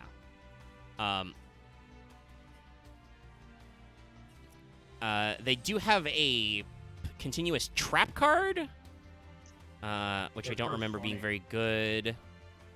No, it's not. That's, what is it called? Renewal of the World, yeah. Again, the card art it's just Demise, not Demise, Ruin doing a thing. When this card is activated, banish a ritual monster from your deck. You can send this card to the graveyard and then activate one of these effects. Tribute a monster from your hand or field, shuffle a ritual monster from your graveyard into your deck whose level equals or exceeds the level of the monster banished by this card's effect. Then ritual summon that monster. So it lets you fish out a guy from your deck, send this card to the graveyard, tribute a monster from your hand or field, and shuffle a ritual monster back so that you can ritual summon that card. That's an interesting way to get graveyard renewal. Or you can add the monster banished to by that card effects to your hand. If this was a ritual spell card or normal spell card, this would be cool. It is a continuous trap card. Again, there's no reason to ritual summon these guys on your opponent's turn. It's just so slow. Like, I think that it's ritual summoning effects where you get to tribute from your hand or field and shuffle back from your graveyard. That's cool. Great. Put that on a normal ritual spell. Would make this deck so much better. Honestly, if I were to say what they need to do with Ruin and Demise, what they should do is they should do like the new set of Synchro Monsters they're doing. And arguably this is also relevant with the new Bestial cards coming out. They're light and dark. Just turn this into a Chaos Ritual deck. Make it so you can ritual summon them by banishing a light and a dark from the graveyard or something, you know? Go ham, guys. Just do something to fix this deck. Like, there's just, again, like Axe brought up earlier about Vendread. Like, Vendread is not a good ritual archetype, but you can make it work because they have so many different ritual spells. They have main deck support, and they do interesting things. Yeah. Like, yeah, that's the thing. Like, with ritual archetypes, I can name off the top of my head that are decent decks that I have played, like Cyber Angel, Vendread, what are some other ones that aren't, like, great, but aren't broken? I mean, Drytron has been outcompeted. Like, it's out of the meta now. Yeah, I mean, I guess Drytron, but that was still, like, a meta pick. Yeah. Well, and I mean, also, honestly, Drytron was not good on its own. Drytron was good because it combined the engine of Heralds, which are also a ritual deck, technically. Though they have other elements, but ultimately this is a ritual fucker. But Drytron was an unholy fusion of Herald, the best Cyber Angel cards, and Drytrons, so. But, like, I consider the good ritual decks, like the really good ones, to be Drytron, Megalith, and Necros. Yeah. Those are the ones that are historically, like, these were good. Which is why we're going to Megalith next. So Megalith is Earth, Rock ritual monsters. They all have different levels. Well, they don't all have different levels, but they are at different level tiers. They have math that makes sense, unlike Ruin and Demise. And their big thing is they're just like, Konami just went, what if we made a ritual archetype that doesn't need ritual spells? What if it ritual summons with hand trap effects? Well, I mean, some have hand trap effects. Well, yes, it's true. Only some of them are quick play effects, though there are a couple. But even so, still, they have ritual summoning effects on as their monster effect is a big deal. They do have some spell cards that ritual summon, but they do not center around specifically having a ritual spell card. So this is one of the reasons why Megalith is good, because the only thing you need to do to run a Megalith package is run Megaliths. And then presumably run good boy rock shit. Hey, guess what? Your smallest Megalith, which I'm going to pull up the art for now as we transition over. But your lowest level Megalith, the first on our list, is a level 2. There's some good level 2 rock monsters. Yeah. The thing with Megalith is, although most of their tournament-winning builds have been pure, they synergize with a lot of stuff. Like there's yes. I've said it before. I personally think Rock is the best type in Yu-Gi-Oh! Rock definitely has a lot of flex. There's a lot of fun stuff you can do with Rock if you're okay. Like, Adamancipator is probably still functional as, like, an engine in Rock decks, like, if you want to play Rock Synchro, basically, even without Block. Like, Block Dragon obviously made a lot of Rock decks potentially OP for a long time, but... and Megalith not excluded, by the way, because you can totally run Block Dragon. They're Earths. They're Earth Rocks. Yeah. You did it as fuck.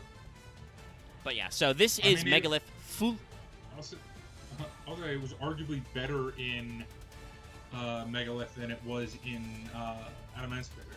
True. In Adamancipator, you make Block Dragon as an afterthought to basically, like, protect you.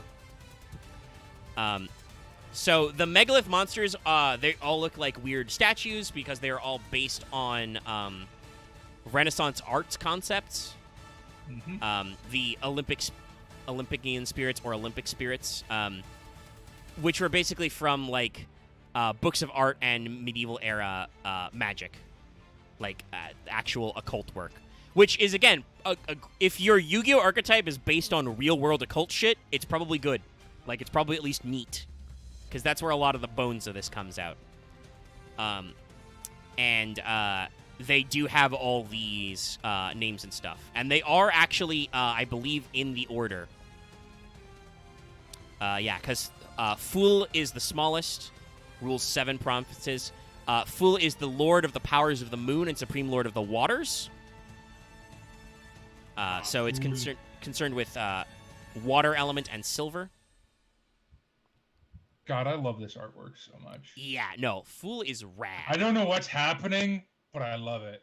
Well, so there is a card called Megalith Portal, which is the Megaliths come out of a portal. And that's mentioned in the solo mode. The solo mode is like the Megaliths like live in a weird magic gallery, but sometimes they get summoned places to fuck your shit up. I love it. It just like the statue looks like it's like melting into the portal. Yeah. It has like purple ichor coming down its neck. I love it. Yeah. It's got these, shining rainbow crystals, but also like the dark body kind of reflection-y. Yeah, it's really good. And I think, like, honestly, especially, mentioning like it's supposed to be kind of like water and themed around the moon and stuff, like that kind of like liquid look. Rainbow colors. Very good choice. We got a lot of fun elements. I posted it, ironically, for something else to talk about, but this entire archetype just reminds me of the Statue of the Gods art. Of just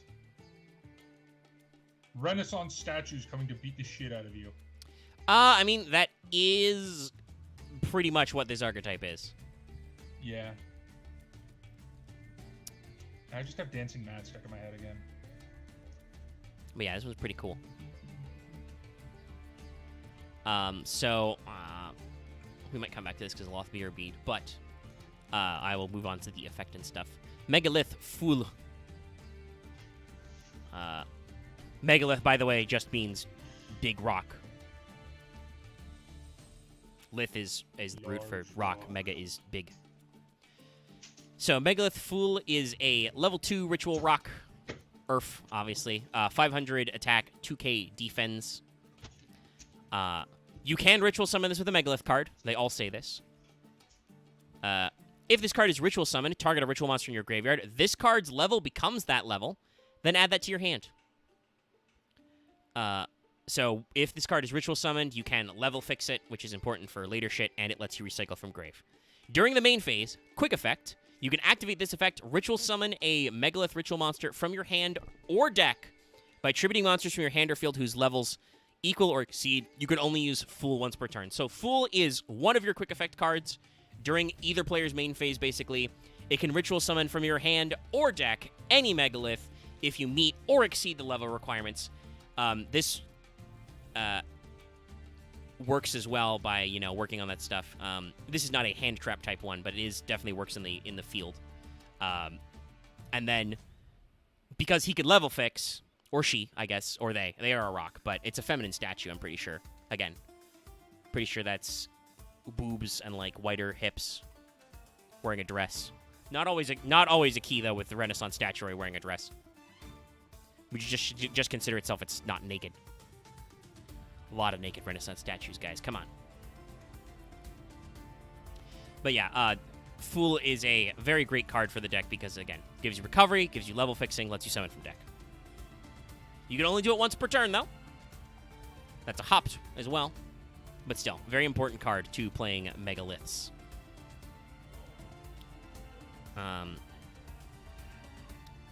Fool is not the first one, though. I think that was the second wave. Yeah. Megaliths are pretty new. What? You're muttering. Chat can't hear you. I think it's one of the latest ones. Yes. I mean, it came out in 2020. I'm just like, I don't know when the first Megaliths came out. Because I'm looking at Fool. Ignition Assault. There we go. So Ignition Assault was also 2020. So yeah, so it was... They're a relatively newer archetype. They needed a couple waves of support. Still, showed up on the scene. I think it's kind of funny that these guys and the Adamanticators kind of came out in a similar time frame. Like, rocks were just good, yo. So, Axe, do you have any thoughts about Fool's appearance? Because Loth is mute deafened. I like a lot of the color variety. And I guess the weird pseudo clothing design.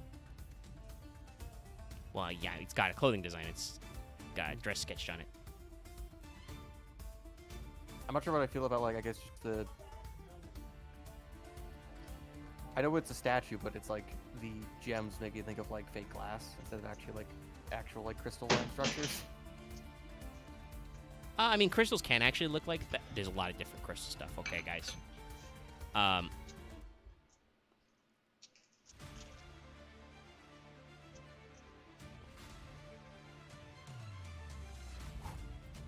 Sorry, it's warm, guys. It's a little warmer today. Waiting on that sun to go down and cool off. Okay. Clear notification.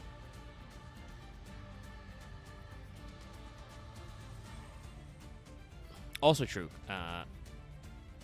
Well, actually, no. Glass is, by technical definition, glass is semi-amorphous.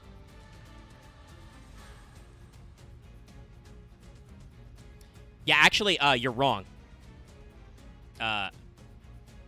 Glass is explicitly non-crystalline. A transparent amorphous solid.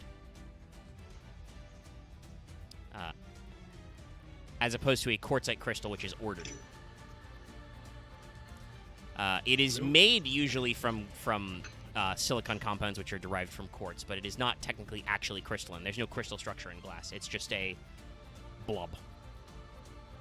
That's why it's amorphous. There's no ordered structure. Molecules are cool, guys. We're going to get to an art, though, that I bet Dallas will also likes. This is Megalith Haggith. Yeah, spoiler, I like all of the Megalith art. Yeah.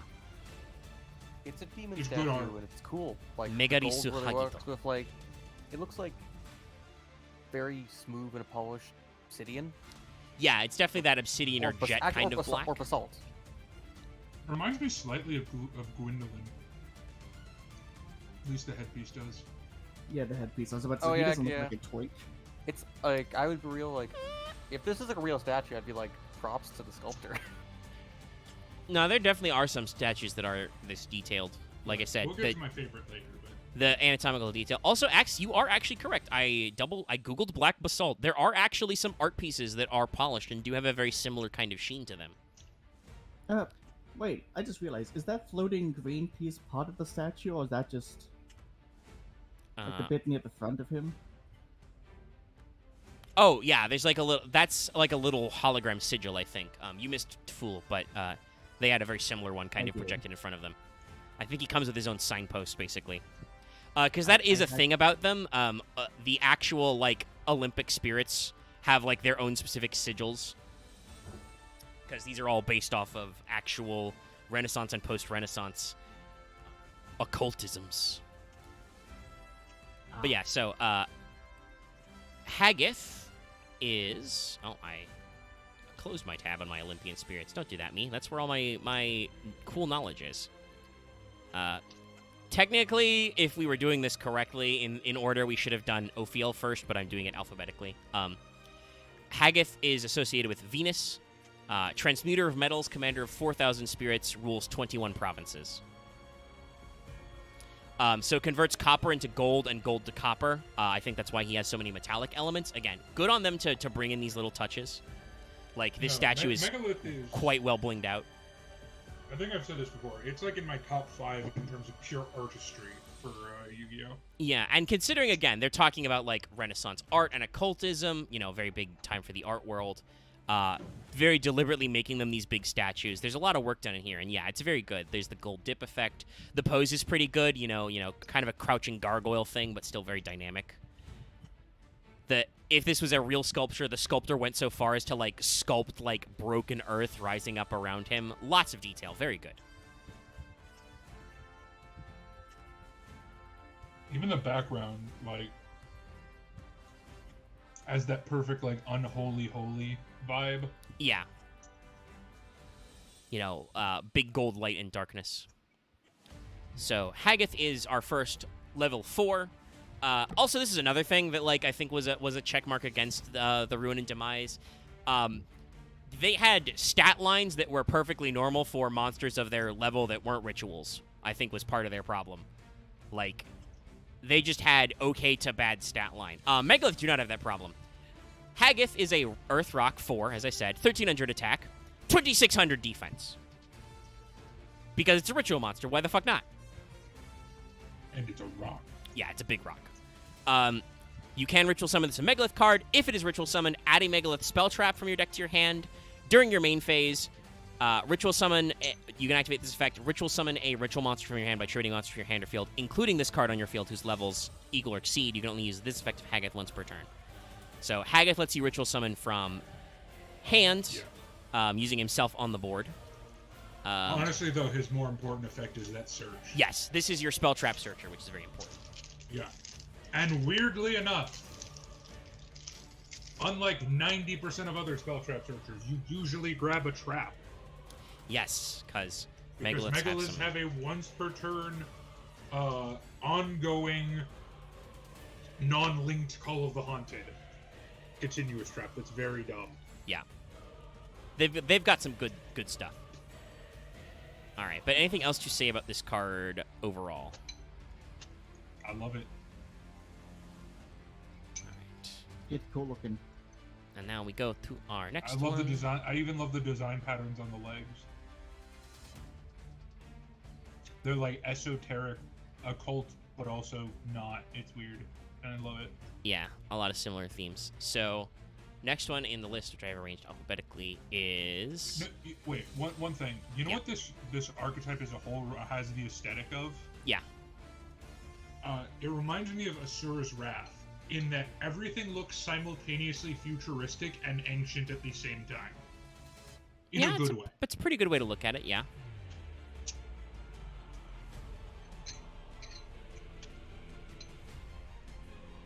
Oh man, I wonder what the flip side of this is gonna be. Not some kind of weird Eldritch Cthulhu monster or something. Well, this is Was that Ook. Ook? Yeah, this is Ook. No. So you've got the kind of the two twins. They've got the duality theme. One of them is more angelic. One of them is more demonic.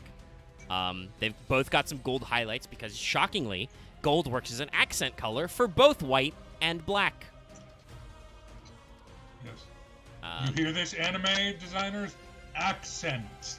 Accent. Don't just dip the fucking guy in gold.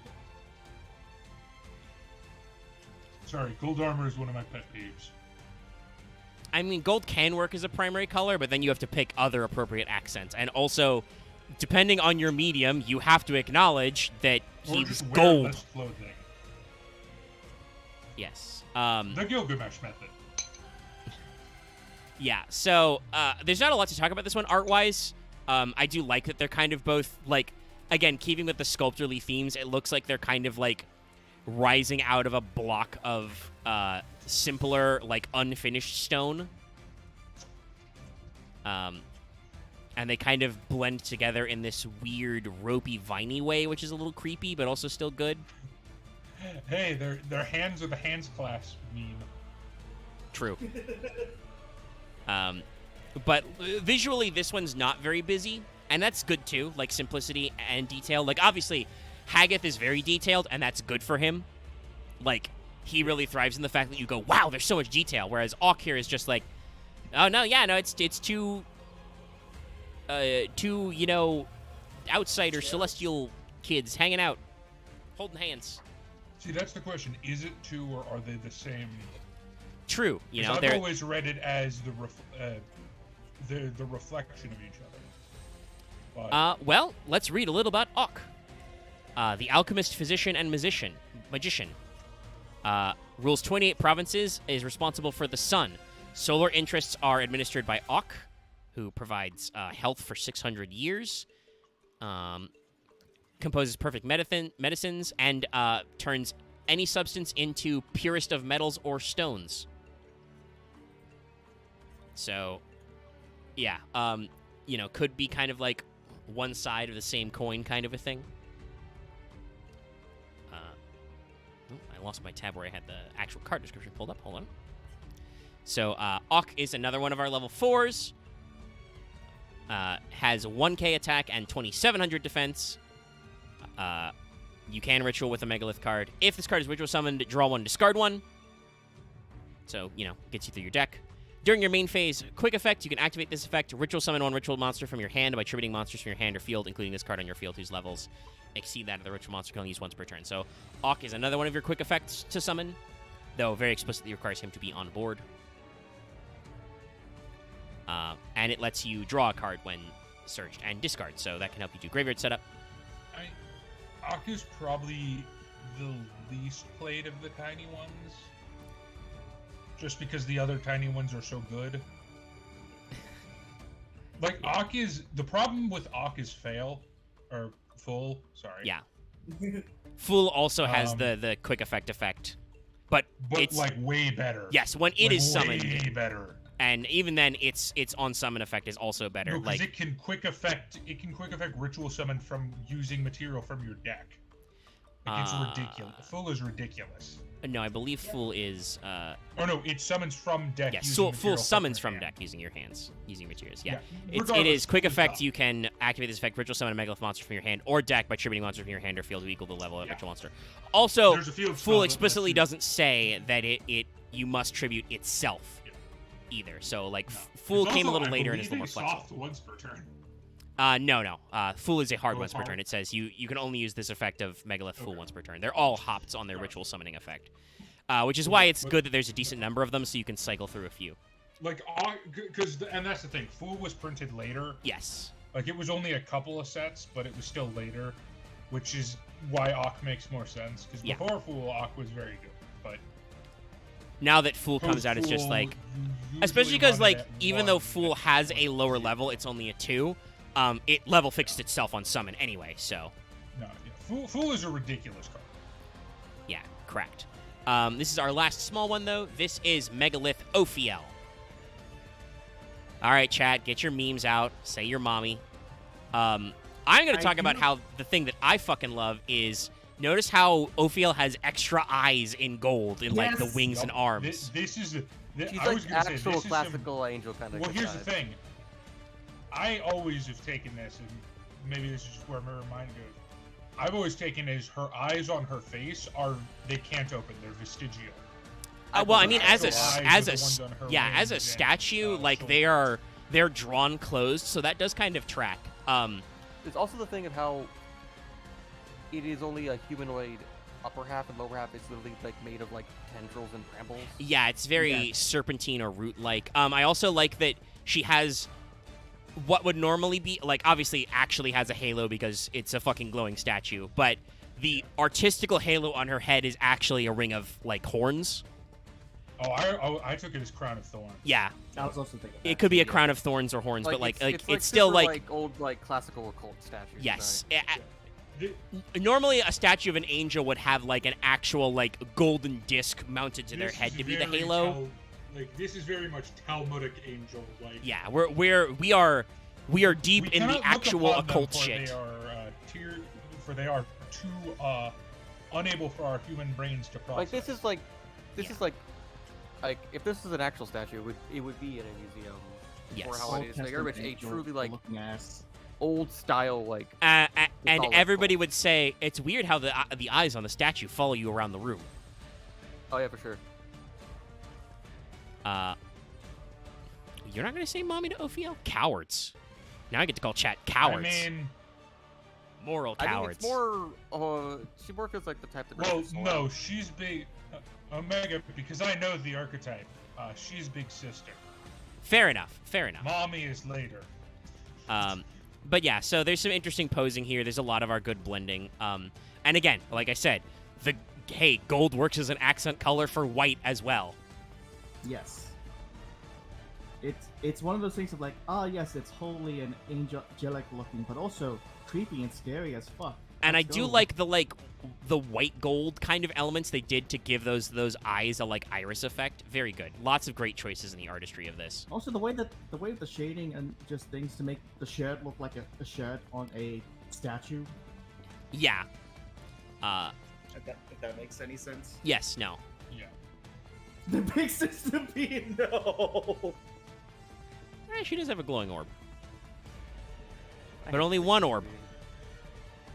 No extra orbs, Yes, Konami. she will use ARA, also known as Ara at you. So, Megalith Ophiel is our last level 4, like I said. She has 1600 attack, 2500 attack. You can ritual with a Megalith card. If this card is summoned, add a why do I Megalith say monster from your things? deck to your hand. Because you hate yourself. So, I don't know. this is your emotional damage. This is your monster searcher, as opposed to Haggith's Yes. spell searcher. So both are valid. Well, the ratios are usually like 2 Haggith to, or 3 Haggith to Ophiel. Yeah. Because you have a fuck ton of Always call Megalith her monsters Ophelia, anyway. Too. Yeah. I don't know why. And then it has the normal effect. During your main phase, you can activate this effect to ritual summon a monster from your hand by tributing hand or field, including this card in your field for levels. So it gives you another ritual summon on field, and also when summoned, you can search. Decent. Good. Solid card. Like Dallas says, I think the ratios do make this one a little less important. Well, it's just because of like there's so many ways to search. Like, Yeah. I don't know. It's like there are very few cards that are 3 ofs in Megalith. Weirdly enough, That's it's 'cause you got mostly quite a lot, Fool. I think. I mean, you can run 3 Ophelia, but it just depends on what other engines you're running. Yeah. There's like some people run Incantation. I personally run Chaos Dark Magician of Magic, which I'm still salty is not in Master Duel. Oh yeah, the ritual. Yeah. Yeah, Chaos Black Magician. All right, so I'm actually going to do this in a slight audible way. I'm going to switch up my order to actually do the ascending order of the thing. So this is Megalith Phaleg, or Yes, possibly written as no. Pharos. Yes. Here is Mommy. This one is associated with Mars, also known as the Warlord. So, duh. It's a War warrior angel. And if you look carefully, you can see it's coming from the underside of the one we just talked about. I can't remember her name already. Ophelia. Yeah, Or Ophelia. yes. Ophiel. Oh, Ophelia. Incorrect. Fuck you, Setter. Kind of going for like a classic kind of like Athenian type thing here. You know, big spear, shield kind of a look. 4 wings. Alternatively, the warrior angel, like very. Yeah. I don't know if you've seen some of the interpretations of Metatron more than anything. I mean, I'm just thinking the this kind of like classical looking, like on one end it looks like a classical spear, on the other hand it's like a medieval lance, but the shield, that's also a very recurring like Athena theme. I also like The that four wings, though, she is looks good. like she has been ripped in half, and I think on purpose, because they specifically use red to highlight her her underside, which almost looks like blood. Yeah, Just and coming also out the from, Mars like, theme, the- obviously. Yeah. The red light. Like, you know, No, I love Ophelia this was, art. Ophiel, by the way, was Mercury.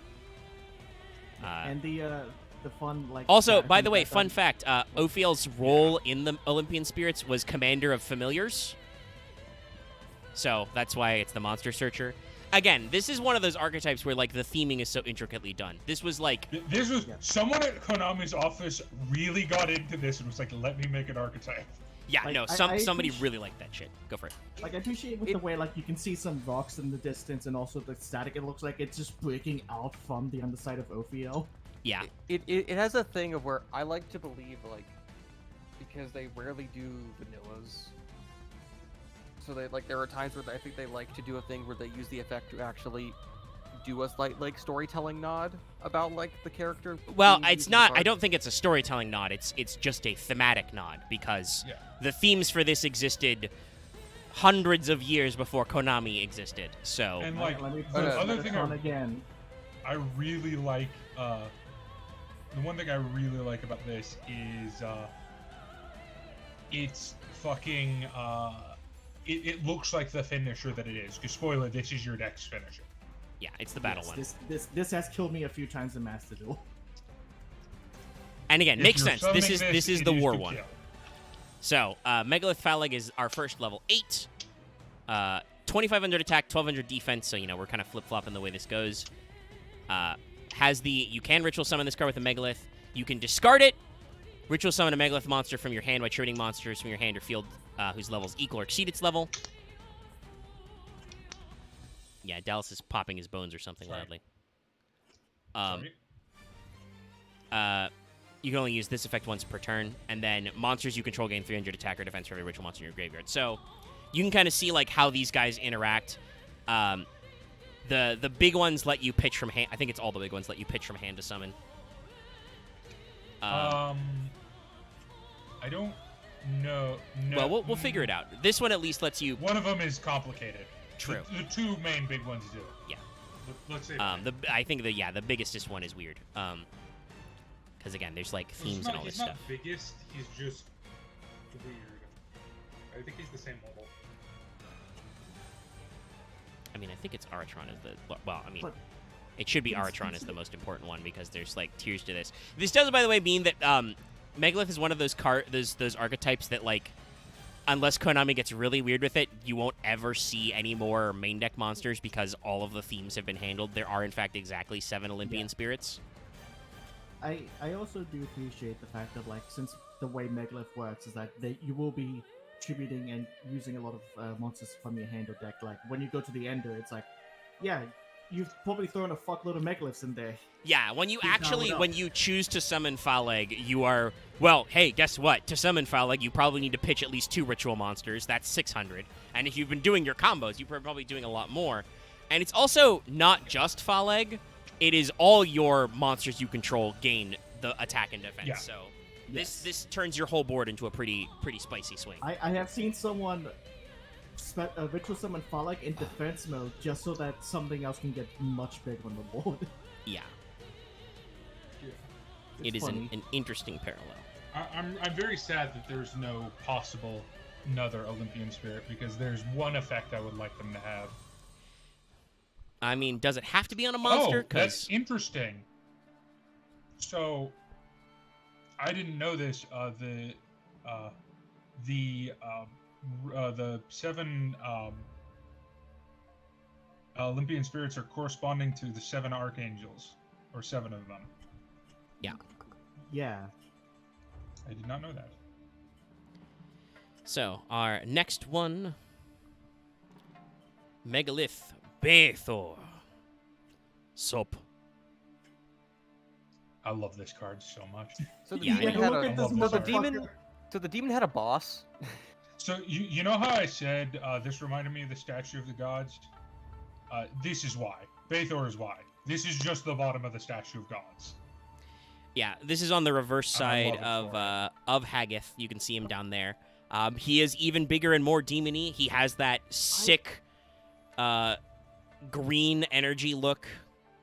I love like the weird glowy veiny hieroglyphics on him. It's so fucking good. It's so cool. Yeah, like it. And again, this is kind of like that way we talked about how like you can have both detail and minimalism. Like, strictly speaking, this is a very minimal design. He's just a demon man. There's no like extra features. But by focusing on that, like he's so big and muscly and detailed, and they add the third accent color, but they keep it subtle enough so that it's still an accent color. Yeah. It gives. Dallas. He's Sephiroth. Oh, he really is. Oh my god, he Yeah. is. Yeah. But it gives the weird feeling of he's in motion yet also he's still. Yeah, it's got that a lot of statues do actually have that kind of look where you're like, this statue could leap to life at any time. Sorry, I just had a really dumb thought, which is seeing this demon man come out of this stone is making me think of the demon guy from Fantasia, also from Kingdom Hearts 1. Yeah, Chernobog. end of Yeah, the- I mean, he's doing that kind of Yeah. pose. Chernobog? Yeah. I mean, this is a very classical demon. Alternatively, he is saying, "Yo, give me a Mountain Dew." Yeah. All Also, the green dude ones. has the yowiest hands. Holy shit. His hands are Also, big and look defined, At the back spikes where bulbous they've got, like, even. needle Oh, yeah, he has holes. No, I like to think that that's bone that he is gilded. Could be. He still has speed Like, holes. it's They one help of him go those- fast. Because, He's like, got his a- he's got nails a- are also gold plated. Yeah. He's got like I can't remember the name of it, like a Praetorian xenomorph like head thing going on with like the gill sides. Yeah. He's got a lot of stuff. No, I love this. He's a good one. But it's one of my favorite cards in the whole Megalith because it just looks good. Yeah. No, Like it has. this is my favorite Megalith. It's one of the cards I can probably. call. It's impressive to look at, which is rare to say for a Yu-Gi-Oh card. Well, So- I wouldn't Yeah. say it's rare. It's just Yu-Gi-Oh is very Or I guess it's uncommon to say correct that. term? They're very 50. They're all or nothing in Very a lot of diverse. cases. It's either awful or great. Yeah. Yu-Gi-Oh is very diverse. For A lot of better and swings to worse. the corners. So Bathor is another level 8, 1500 attack, 2600 defense, so very defensive. Can ritual summon with a Megalith. You can discard this card to ritual summon a Megalith from your hand, doing the thing we talked about with Phalag. If this card is ritual summoned, target cards your opponent controls up to the number of ritual monsters with different names in your graveyard, destroy them. You can only use each effect once per turn. So Bathor is once per turn, but he is a board wipe. Yes. He is a cleanup card. And I yeah, wanna point- Oh yeah.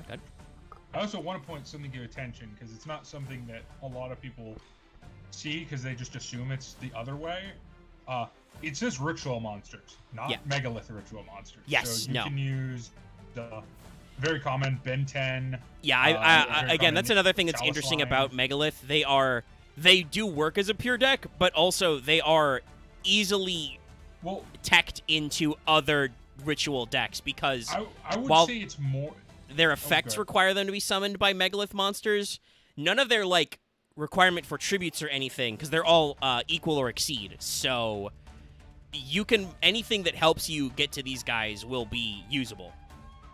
Honestly, for me, it's less that they are able to, because I usually do play them quote unquote pure. It's more that they can accept all of the ritual tech. Yeah. All of the like Ben 10, Chalice Lime. Yeah. Oh yeah, and before we get Megalith off, look at you and be like, "Hey, you're cool. Get in." Bathor rules Jupiter. He responds quickly when called. May go to illustrious positions and obtain large treasures. He reconciles the spirits of air to give true answers and have miraculous effects. And he can improve long life and caution and stuff. Not the most thematic, but definitely associating it with Jupiter, and he's got kind of that greenish lightning effect Bathor does. Yeah. Him just showing up and blowing everything the fuck up works. My favorite Sailor Scout. Let's go.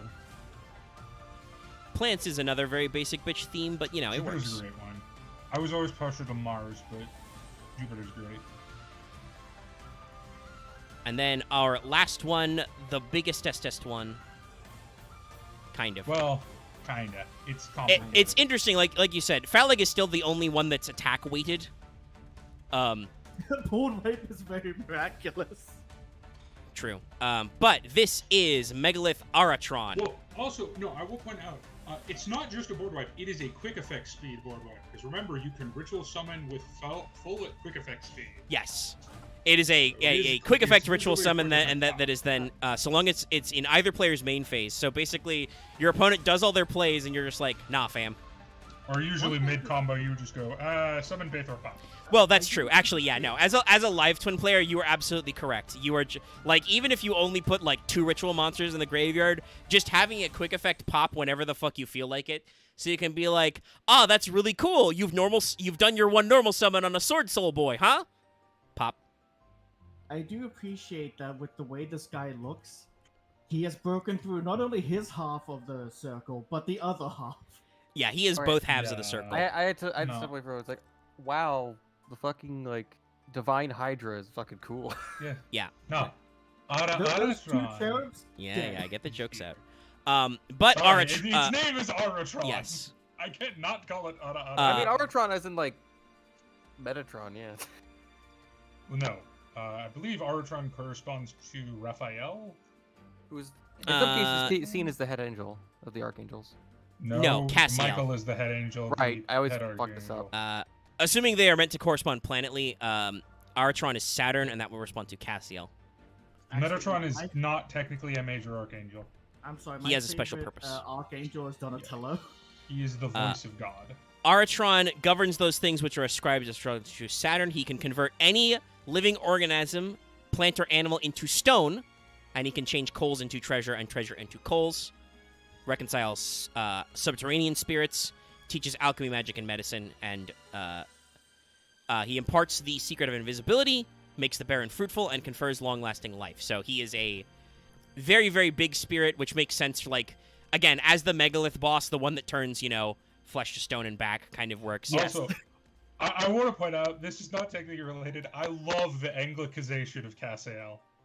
Would you like to see how it's spelled in Hebrew? Sure. Sure. Kafsil. No, it's still pronounced Cassiel, but Why the fuck? because Hebrew is fucking it doesn't. weird. Hebrew is not a Latin-based language. Why did you put the PH in it? I mean, it's the. I assume that's why they Romanize it as Cassiel, because that's actually how it's pronounced. It's because the PH has there's That's a fair, unique Zed. way to write F in Hebrew. Yeah. It's like it's hard. Okay. Like Raphael is another one where it's like F is written. F is written in a favorite way. We're all a little mealy mouth tonight, y'all. But yeah, no, it's that thing of like PH isn't pronounced "fu" in Hebrew. Yeah. I just love this guy is like, I'm so powerful, fuck the other Yeah, he's side so of big. this." I mean, I assume this one's supposed to be the other side of Ook, because you'll notice that much like Ook, Aratron has both, I mean, arguably more draconic, but like also could be demonic wings, and then has angelic wings back there as well. So like, Wait, didn't like the solo mode like show that like it was the idea like the most gentle one hides the most ferocious power? I think that is something they said about Ook, yes.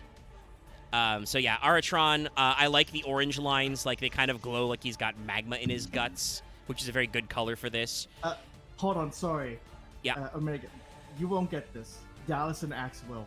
It's cross magma. Oh God, Fucking right, yeah. you're right. Right. Ay. But yeah, Sorry, I mean, Red the only thing that's a little weird, and it's not necessarily a detraction because of how like weird and artistic these guys are. I feel like from the angle we're at, where this like sigil is the front, and the fact that it is an octagonal base, the 4 heads are in kind of weird places because there's like one in the front, one there, and then they're arranged in kind of a weird pattern. But that's possibly intentional because all of these cards are like in some places slightly weird and off-putting. So the fact that it is not like perfectly symmetrical is, a thing. Yeah, no. I'd say that. My God, you're right. This is just a tokusatsu thing. Yeah, I have one problem, two Wait, what problems now? with this card. One Look at is the animation design. Loft posted. Yeah, the gift. I think the only problem I have with the design is that it doesn't Oh, yeah. look as statue-like as the others, which I kind Holy of shit. liked. Yeah, this one is definitely in motion. Yeah. Like, it doesn't look It's like- frozen. It looks like any It's other one of those things where it's like, Yu-Gi-Oh! Dragon. I get it.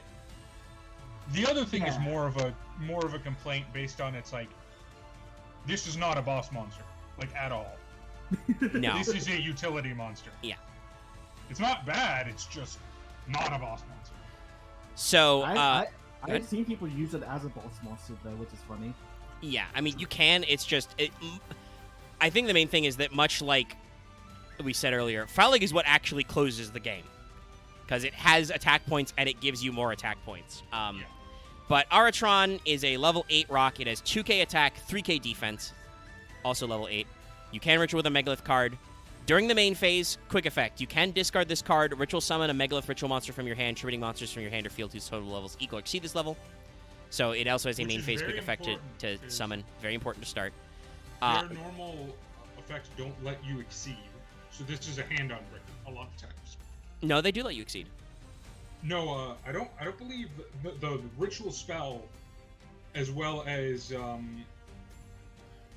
I thought Ophiel and motherfucker they are exceed. Yeah. Okay. Regardless, the ritual spell doesn't let you exceed. Yeah. But still. The ritual spell is weird. And then, when your opponent activates a card or effect that targets a card you control, you can place one ritual monster from your graveyard on the bottom of your deck, and if you do, negate and destroy. So this is your negate. It's only once per turn. That does fit thematically the description, of Aratron, turning anything to stone. So it's got kind of a negate stoppy effect. It's just like, no. It's not. Yeah. Like once again, it's not bad. No. And I usually run it at 2. It's Ele- just more often than not, I'm using it for its first effect than its second effect. I mean, you want to run it for its quick effect pitch to ritual summon. If you happen to summon an Aratron, I think that's perfectly fine, and especially in more modern Yu-Gi-Oh, having like a negate on board before you swing to game is probably a good idea. Obviously, with like Bathor, you can clear, which may be enough depending on what your opponent is running. But there are some decks that do have responses either in the graveyard or from hand to attacks and stuff. Well, So also with our good. So for example, I have had my Pendulum Magicians beaten by this because hey, Bathor would blow up my purple poison, and then I'd be like, destroy it. And he'd be like, no, fuck you. yeah, you'd negate the targeted effect. Yeah. No. I just mostly for my negates, and this is maybe just a me problem, but because spoiler, Megalith don't have an extra deck. Most of my negates are in my extra deck. I mean, that's I run also valid Baron, because of their ability to summon. Because spoiler, Diviner of the Heralds plus any of the level 8 Megaliths is Baron. Goddamn Baron.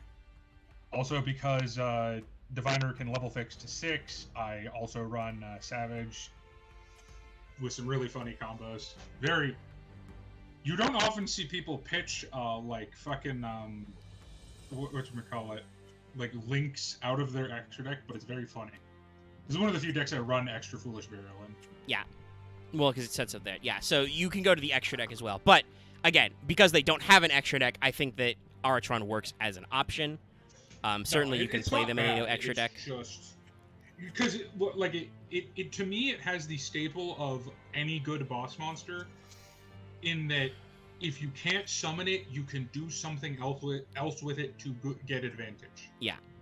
Like it is not, or any main deck boss monster, I should say. I just realized with the 4th head near the back, you can't quite see its like orange eyes, so it looks like it's just having a grand old time back there. Yeah. God, it's that Hydra meme of the like 2 Yes. serious heads Yeah, it's and the one King derpy Ghidorah meme. head. We've got 3 Yeah. serious heads and 1 derp head. That is King Ghidorah. Yeah, it's King Ghidorah. I've seen it on the D&D subreddit so much, I just fucking assume it's a fucking D&D Hydra. reference. I know. It's a King Ghidorah meme originally. So Megaliths do have some spell traps. They have quite a few. So they have a field spell, Megalith Portal. First time a ritual monster will be destroyed by battle each turn. It's not.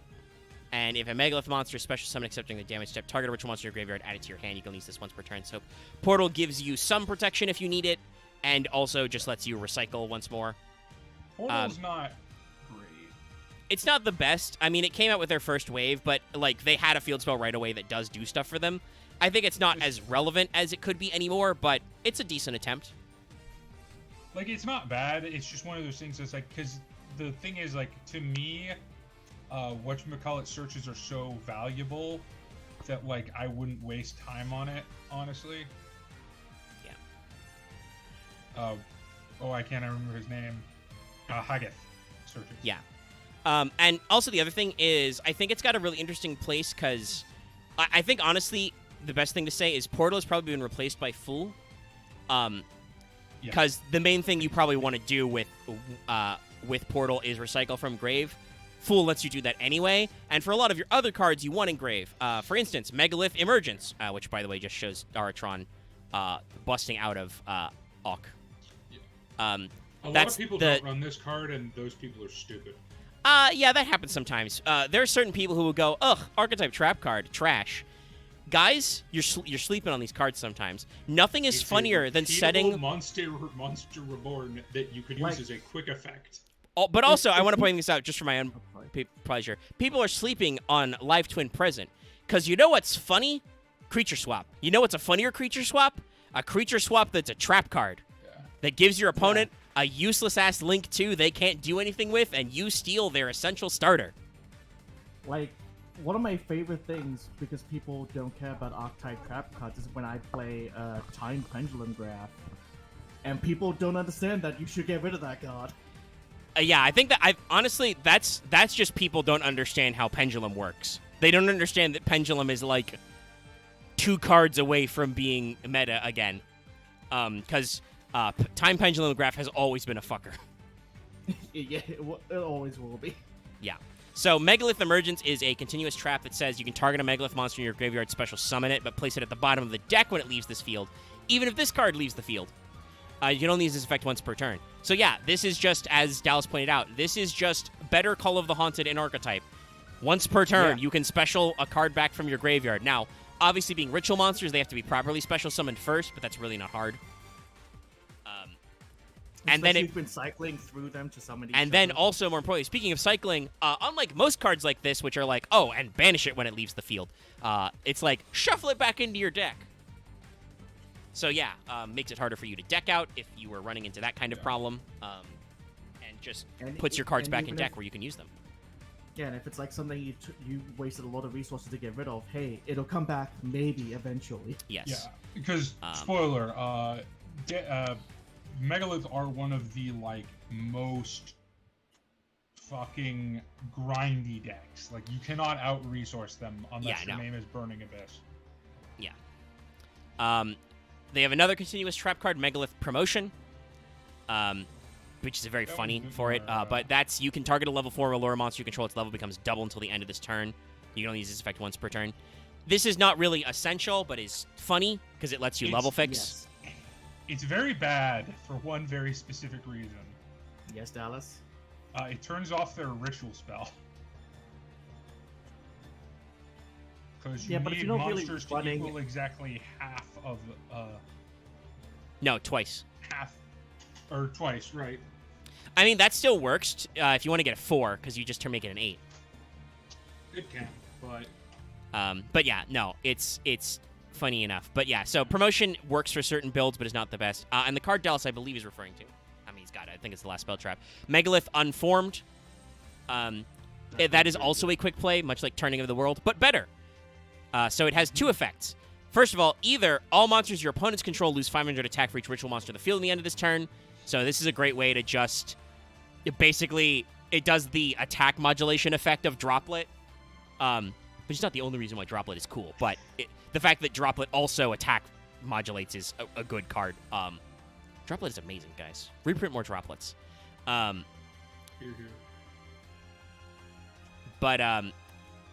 that can be a very spicy card because, as we said, Megalith can cycle through a few boys. You usually have 2 or 3 on deck if you're doing this. Like, because yes, you can just end on one big foul leg, but you probably want to end on a big foul leg and then like some extra shit. So yeah, just lowers your opponent's attack. Or the other effect is, the second bullet point is, ritual summon a Megalith ritual monster from your deck in defense position by tributing monsters from your hand or field whose levels equal exactly twice its level. So this is probably what you're thinking of with Fool and stuff earlier. Unformed lets you go from summon from deck by using the materials, but it requires, as you said, exactly twice its level.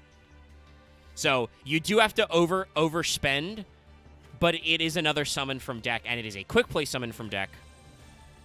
Which could let you protect certain monsters. Yes. Could you? Yeah, if you use promotion, it should work, right? It depends on the level, because remember, you need twice. So promotion would let you make a level 4 an 8. So if you want to summon a 4, and it would make an 8 out of an 8. Yeah.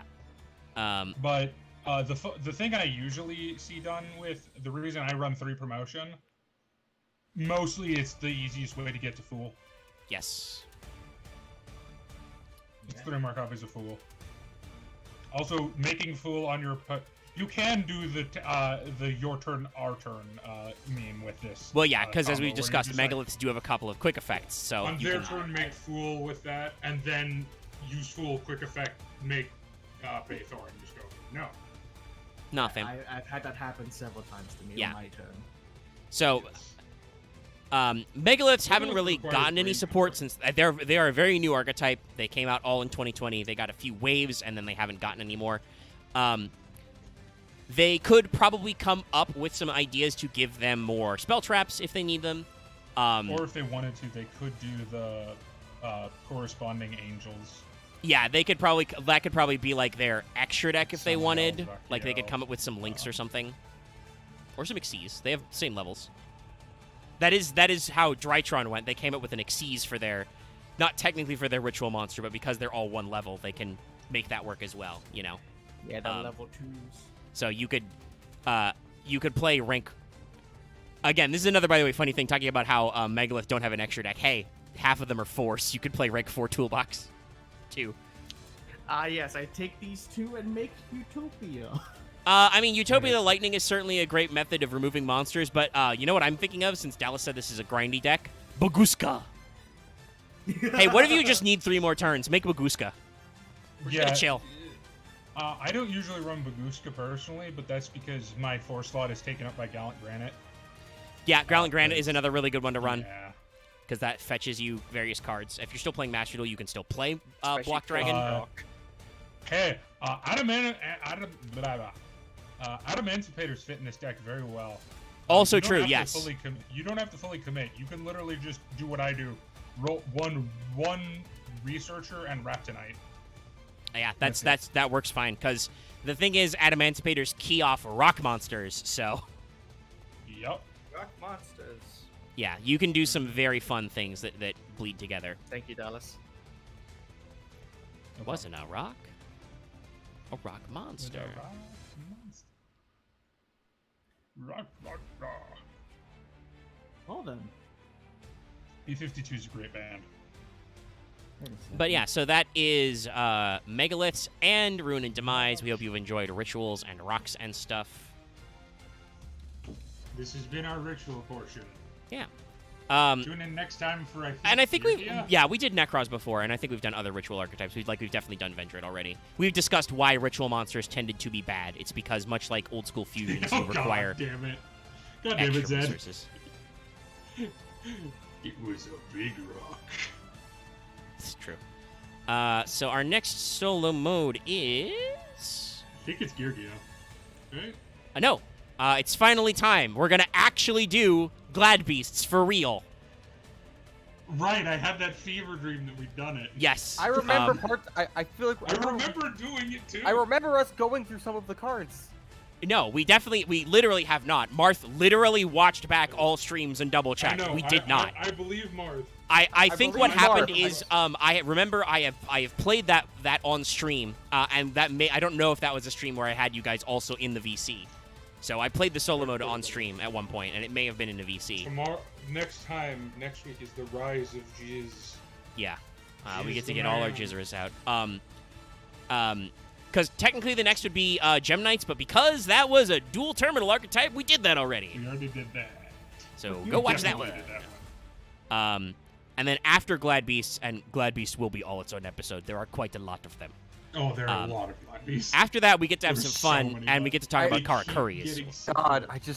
I remember talking about the monsters of that. It's like, what the But we fuck? didn't though. We're gonna talk Like that's the about it thing. again. Like we, Axe. I This think is you have. some- I think you have this is some Mandela PTSD bullshit. because we make jokes about Geyserus as Jizzerus so much. I think that's what it is because That's the like thing, Omega. I remember also- doing it too. I also remember us talking about Editor in like the Sea Monster one. no, that's the thing. We didn't ever talk about the scene. Like that's the thing. Like you guys have this assumption, but I'm like, there is no fucking way we talked about like their legacy fusion monster or their Link. I do not remember this card. Wait. No, there are 2 links. Omega. Right. See, that's the thing. I don't even remember that they have 2 links. That's so yeah. No, like we have. That's why I was always like, "Are you sure we talked about Glad Beast?" Because I don't remember some of these fucking If cards. you want to get real, they have 6 links. They have Bearbrum, Ferrigit, Well, that's also true. Shureg. Wait, is that the secret? It is because the new Tri Brigade monster is called Bucephalus, which is a classical Greek name. Like Tri Brigades were just Glad Beasts in the mirror the whole time. I mean, Glad Beast Tri Brigade is a deck I have played. It is a very funny deck. Well, yeah, it's because that works. Yeah. But Tri Brigade worked as a weird engine thing in a lot of decks. But but this yeah. one was like a full commit. Like I ran fucking. Let's see. So there's I didn't in actually alphabetical run Geysers order. in that It's deck. Oh no, I did 1, run 2, Geysers, 3, because 4, the 5, thingy. 6, 7, 8, 9, 10, 11, 12, 13, 14, 15, 16, 17, 18, 19, 20, 21, 22. And then the extra deck is, I think, 23, 24, 25, 26, 27, 28, 29, 30, 31. Oh right, I forgot about him. There was like one really bad extra deck Glad Beast monster. that There's no some one weird ever ones. plays. And so you guys get to hear all my sick pronunciations. I can probably Oh, say you- Dimacati and I Bestiari. am going to on the flip side, you get to hear me pronounce shit, and Yeah. I'm gonna butcher everything. Sagittari. Retiari. Octavius. Yo, is that Gladiator Beast Visparus? Or Vespasius? Vespasius. Vespus? Dominatianus. Okay, I can do some Pegasus. of these. Acidari. And some of these are just funny. Like, the thing they did with what should be Gordius as Gaio Diaz. That's not... that they just did that to themselves. So, that'll be funny. Look forward to that next time. That won't be a longer episode, hopefully. Oh, yeah, I think there was Guys, one your bit of news I do want to Noxus. throw out that will make some of you happy. Hey, despite the fact that we all said they wouldn't fucking do it, the TCG is getting the Trap Trick Structure deck, I think. The product title is Structure Deck featuring Trap Tricks asterisk. This name Oh, will be no. changed. So, Oh, I think they're trying to avoid branding it as a Trap Tricks deck, but it's the Trap Tricks Structure deck is coming. So, that is neat. We are getting some interesting structure decks. There have been some weird previews. There's been some anime, some stuff. Dallas might be excited. They're announcing new Abyss Actor support. You get Super Producer. Yay. They also announced some new fucking Weevil support.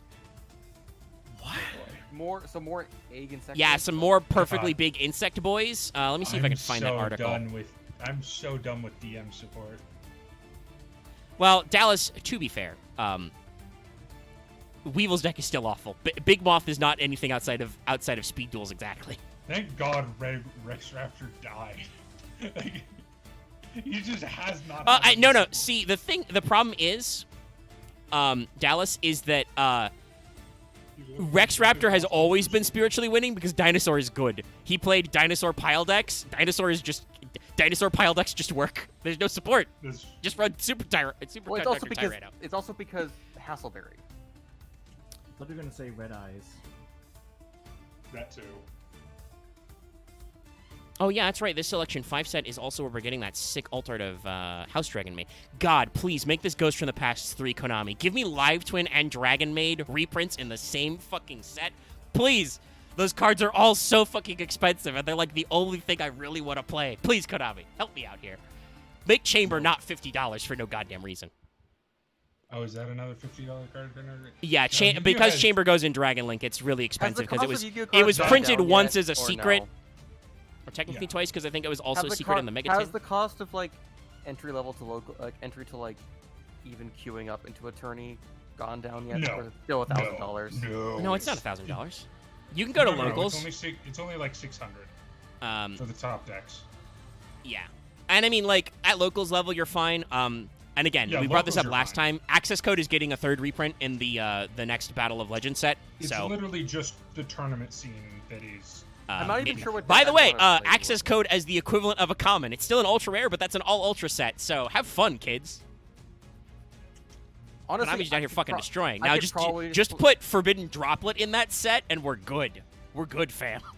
Honestly, I could play Thunder, but that's not the deck I really want to play. I'm not It's sure true. what deck I Flunder wanna is like play the 3rd anymore. best deck. Salamangreat is the other 3rd best deck.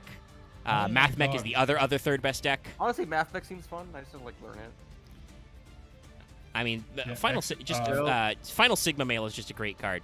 Exo Sister is getting ridiculously expensive now. Yeah, it's because people have realized that because of the sprite hits and not the tier hits, that tier is tier and or tier danger or It's tier sprite danger. is the best deck. And It's guess tier- what? It's tier If you, danger for the most part. if you play Exorcister correctly and you get to go in the right order, Tier Like does Evil die. Form. yeah, you just make tier die. And they did announce a new world premiere card that also kind of fucks over tier. It doesn't stop super poly because it's only your opponent monsters, but that new Spellbound card prevents your opponent from tributing or fusing their own monsters. Basically, it prevents you from using monsters as tributes or as material for any extra deck monster for a turn, Why and it's a is quick Fur play. Hire getting expensive? Memes? Furries? I don't know. I feel like The Dear Servant, that makes sense. That was just unlimited. I believe MBT in one of the Broke Boy episodes brought a for hire deck and showed that it works. Like, that's something we need to remember. Like, MBT hit, what was it, 10K subs recently? Like, 100K. 100K. Right, yeah, that's right. He got a play button. Yeah, it's a lot. He has a fuck You ton really of subs. undersell that one. No, I can't remember what proportion it was, but no, Axe is correct. It is 10K, 100K because he got a sub button for it. But like the man has reach, and people are blatant net deckers. So if MBT shows that something is vaguely cool, people will buy it. He has talked about how when talking about historical formats like Edison and other shit, he has accidentally made cards bigger by workshopping them. I do say this Selection 5 set, it's a huge tragedy because they're not printing God. support for any of these archetypes. They just print weird funny cards. Like, that's the trolley problem card and shit. But the reprints are godly. Hey, Omega. Yeah. This is a hilarious meme. Can you guess what the most expensive card in Yu-Gi-Oh is? Oh, God, what is... I mean, it's... Is it a meme? Because, like, I can guess Tyler the Great Warrior, because I know that's No, technically true, no, but... No, it's not like that. It is an actual printed card. Okay. Jerry Beans, man. No, It it's is not the true. ultimate rare version of it, but it is a actual printed card. Oh, gosh. Yeah, I don't know. I'll give you a hint. It's $150. Oh, is it just Forbidden Droplet? Nope. It is Elemental Hero Air Neos. Oh, okay, yeah, Ernios, because he It's hasn't been reprinted. Never been reprinted. Yeah, I Also can't not find, even as Morpheus, usual, which is because, ridiculously expensive. dear Yu-Gi-Oh! Organization, please fix your fucking site organization. Why is it right of air? Oh god. Never Like, mind. you have Let a me you have a just drop-down menu for your articles that nobody reads. Can you figure out for your news? That's because new no Ice longer J. a That's feature imports and deck. world premieres. I know you talked about, because you tweeted it, the Weevil upgrade. Where's that article? That was like 3 days ago. Well, I have nothing to add here, so I'm gonna head off. Yeah, we're gonna go play Project Zomboid now. I just wanted to like add some extra news because I brought up the Weevil thing, but I can't look it up because it's hard. So just fucking check it out. I think the reprint of Chamber in El Dorado is also still really expensive. Yeah. And that is the unfortunate part about Yu-Gi-Oh! Is that because there's no That core is a set, hella cursed link. they don't just reprint staples yearly, Yeah. which I wish they would do. Just every year, print all the staples. I mean, they do. It's just they only print them in one set, and they keep them in the same rarity. Oh, let me rephrase that. Reprint all the staples as commons. That is literally what Magic does every year. Is that you go? Yeah, these staple cards. Yeah, we're just making them common. Yo. We're done. Yeah, I know. It was just posted the link. Ugh.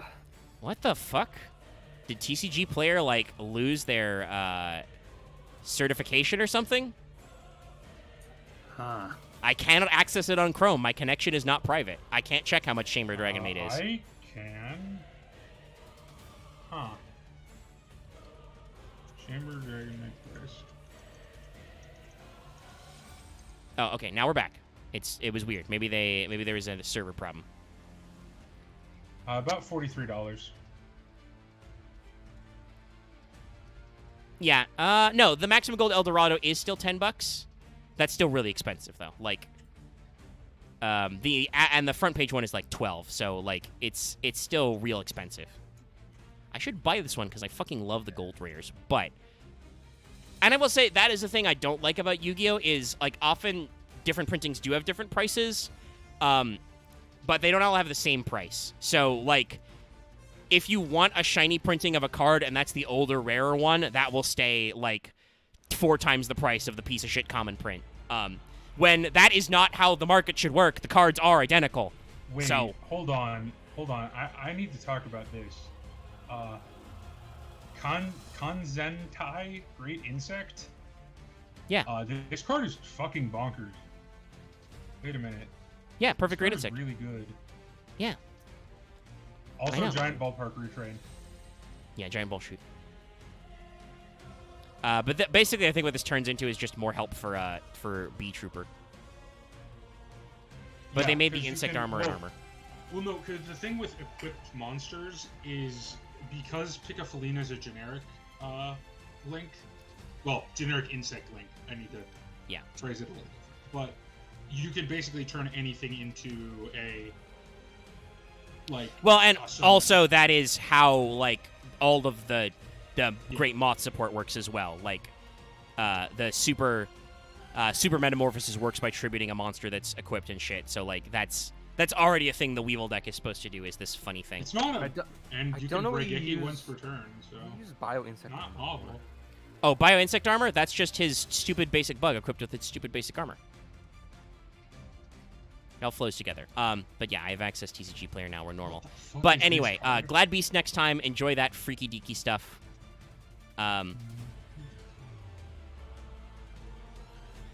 But yeah. No, I mean, like, technically Gold Chamber is still, like, $10. Now, admittedly, that's still fucking expensive. Again, watch Broke Boy if you haven't. There are Yu-Gi-Oh! Cards that are literally pennies. They made decks Oh, for yeah, 50 but- cents. Yeah, that was the biggest. Ignoring $100 in shipping. Well, yeah. That was the biggest. That was the biggest prohibitive factor for Yu-Gi-Oh! For me was that just like. Not every card was pennies. There's still some, but the problem is just with how they do rarities and stuff is just. Like, you don't Yeah, get but also any- you- There's no popper decks. I mean, there kind of are. Again, watch There are, Broke but Boy. there aren't. No, I agree. Broke Boy's great. Yeah, but it proves I that point. There are can't pauper wait, I decks. can't wait to see the finale. Yeah, I don't know what they're gonna do. Also go watch Junior Journey. It's super well edited now. But anyway, yeah, like RJ just sometimes has mic issues. don't you fucking dare. You don't have mic issues. You have enunciation issues. So you shouldn't talk shit about anybody I ever with have- audio. I need to I need to listen to myself more on the actual audio. Glass houses. I assume the audio thing is probably either from like we're I editing know, I just around think- audio or weird shit. Like No, I just think don't- that like, one of his I think his like wires got unplugged or something. yeah, but then they do their.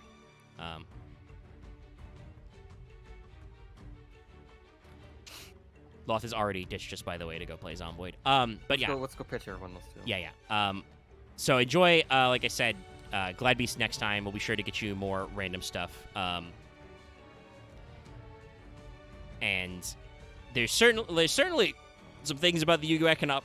We will discuss that probably more at various other time periods and things. So, I hope you've enjoyed Portrayal. I should make that go on for like 20 extra minutes. It didn't have to go on. So we'll power on through, and we'll see you next time. Don't forget to like, comment, and subscribe, guys. Go back and watch. Like I said, we already did the Gem Knight episode, so if you want to do this in technical, like, chronological order of Master Duel, you can go back and check that one out. We have, I'm sure, plenty of fun there. Yelling about knights who are gems. We made a lot of Kamen Rider references. I mean, that's just all of them. Like, Or rather, Sentai references more. if an episode of Fail Portrayal doesn't include a Tokusatsu reference, I'm doing it alone. I have literally no one else here. I have killed all of you. No. I mean, Remember we there was didn't. that We one kind of episode do where it we in all fell the Monarchs, fuck kind of. asleep, pretty much. I mean, when it was Kaiju, it didn't need to because that's. Well, that's true. We were just referencing kaiju movies instead. Actually, no. I think you could you should probably argue that kaiju films are also technically tokusatsu. They involve special effects and dudes in rubber suits. They are. Tokusatsu is just like suit-based. They're practical effect-based. Like. Yeah. Well, yeah. drama The shows. term tokusatsu means special effect. So. But yeah, go watch our series. Go watch other series that are good. If you're like me and you don't know shit about Tokusatsu and Kamen Rider, I know OSP retweeted that they were in a special episode where they guessed things about Kamen Riders. Oh yeah, Mega. We should I go found watch that interesting. No, if you like no, Kaiju, we should no, watch- Axe, you're not Okay. talking right now. We're wrapping up the show. I want no interjections. Interject. And, you know, if you like funny stuff with other card games, like we did our One Magic episode that one time, MBT has also been appearing on other card game Guessy Boy shows, which is like a genre now. He has? Yeah, he's done like 2 I didn't episodes, know not on he- his channel, but he guested. Check his Twitter to see him. He's done a couple episodes on Oh, Digimon, which were kind of one's interesting. it? Oh, did Digimon. And I okay. do believe he has a God, couple I of... want him to go on to Ruterra. I don't know, because isn't that all digital? Yeah, but Yu-Gi-Oh players guessing Runeterra cards is the funniest shit I've ever seen. Okay, That well, and maybe he will. Shadowverse, I don't but know. can't If he doesn't I do can't it in the next... understand Shadowverse. If he doesn't do that I'm in the not next buying couple of weeks, go ahead and throw it out there. But I do believe he has talked about several other card games. I don't remember if Shadowverse is one of them, but I think... was it Flesh and Blood he got called on? He said some stuff on some streams. Anyway, Flesh and Blood's a good one. so keep your eye out for that funny stuff, too. We might do funny I just stuff with didn't know other card games. I didn't just know MBT, because I like that genre Yeah. of the YouTube video. Yes, he talked about it on a stream not too long ago, and he's retweeted a couple of the videos he's been in. You can go follow him I on Twitter. kind of feel like I want to do that to you guys with Magic cards. See if you guys can guess if they're good I or mean, not. when Dual Logs did that before he started his Magic the Gathering channel because he is a fucking lunatic. He's already talking about doing a Pokemon channel. The He man has is a 3 madman. channels. Wait, The little he has spider 4 doesn't channels? stop working. But he started with some like special Yeah, streams but that headers were. are- That guy have. Like seriously. He has the most soothing voice in all. Oh, of he's Magic. he's amazing. I just I- don't know how he doesn't He has a die. nice voice, but I also find it to be an insufferable prick sometimes. Well, you're an insufferable mean- prick a lot of the time too. So Oh, okay. Stones. I how's just think that- he's just kind of very mean to a lot of people, but you know, like No? kind of Really? like lampshading in a That's way. not a. I mean, on stream he takes the piss out of chat. That is literally every streamer. No, Oh, I meant no, like but every chat time he aren't like humans. every time he like Chat hosts are to some someone, humans. he like Love you, chat. fucking gaslights them. No, he doesn't. What the fuck are you watching? Like he I'm does Millennium. thinking about- In Millennium Nair, he's like, yeah, no, it's great. Are No, you- you fuck Oh, yourself. okay. You got it Think there. about he guest stars on a lot of YouTubers. Are you Yes, fucking- but that's in his streams where they all take the piss out of each other. Okay. Yeah, no, that's not the same. 'Cause, Like trust me, in I one of found his him through- in one of his Millennium Nair episodes, he has a special thing where when chat does emotes, the emotes get thrown at him. Like the Yeah. the man I'll is say clearly this. self-effacing. Okay.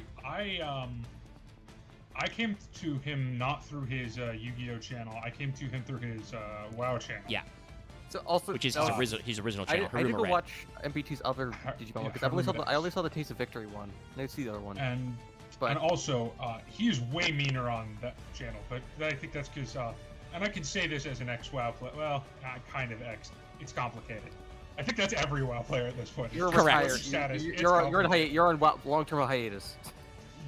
He's currently in WoW rehab. He will fall off the bandwagon again when Dragonflight comes out, probably. Yeah. For a little bit at least. But no, WoW content creators are dicks. Like compared to Yeah, YouTube no, content like creators, there's nothing. I don't know if it's just their persona, but like during the time I was leading up to actually getting into 14, I ended up watching a lot of like just clips of Asmongold Wow. and some other WoW personalities, and like I don't know if it's just the game they come from, but like a lot of them have this kind of, you know, bullshit big dick asshole persona. Asmon is a I don't want to be too mean because I do think a lot of it is Oh, it's absolutely a persona. Like I've seen him like in his normal level. He's okay, but he definitely punches it up for stream. He is a particular. There's a couple others who I think are worse, but Asmon is of particular note of being. I have a weird thing. dickhole. How well he do you punches it know up. like the Five Rings card game? I only since the living card game, and if you want me to do cards are good, I would need to like read old articles on cards that are Because I was banned. curious if you like wanted to try to like get some clout by like doing that NBC. I mean, no, because I don't know the game. Though, hey, if anybody played the L5R living card game, the new version that Final Fantasy put out and then had to stop because of COVID, let me know if there's a good simulator better than Tabletop Sim out there. I would love to learn the card game. I've just never had it at any time. And I will absolutely if you just were- force my friends to check it out. If you were interested, the only two card games I could provide confident knowledge on would be Hearthstone and Magic.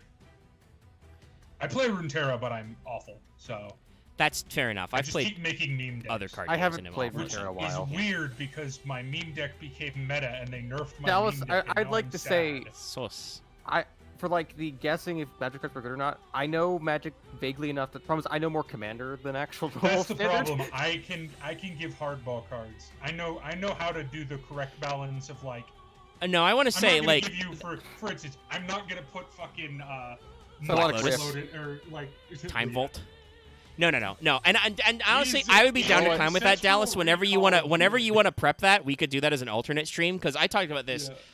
I watched back our special episode we did for April Fool's / Dallas's birthday where we Actually- did magic cards on Fail Portrayal.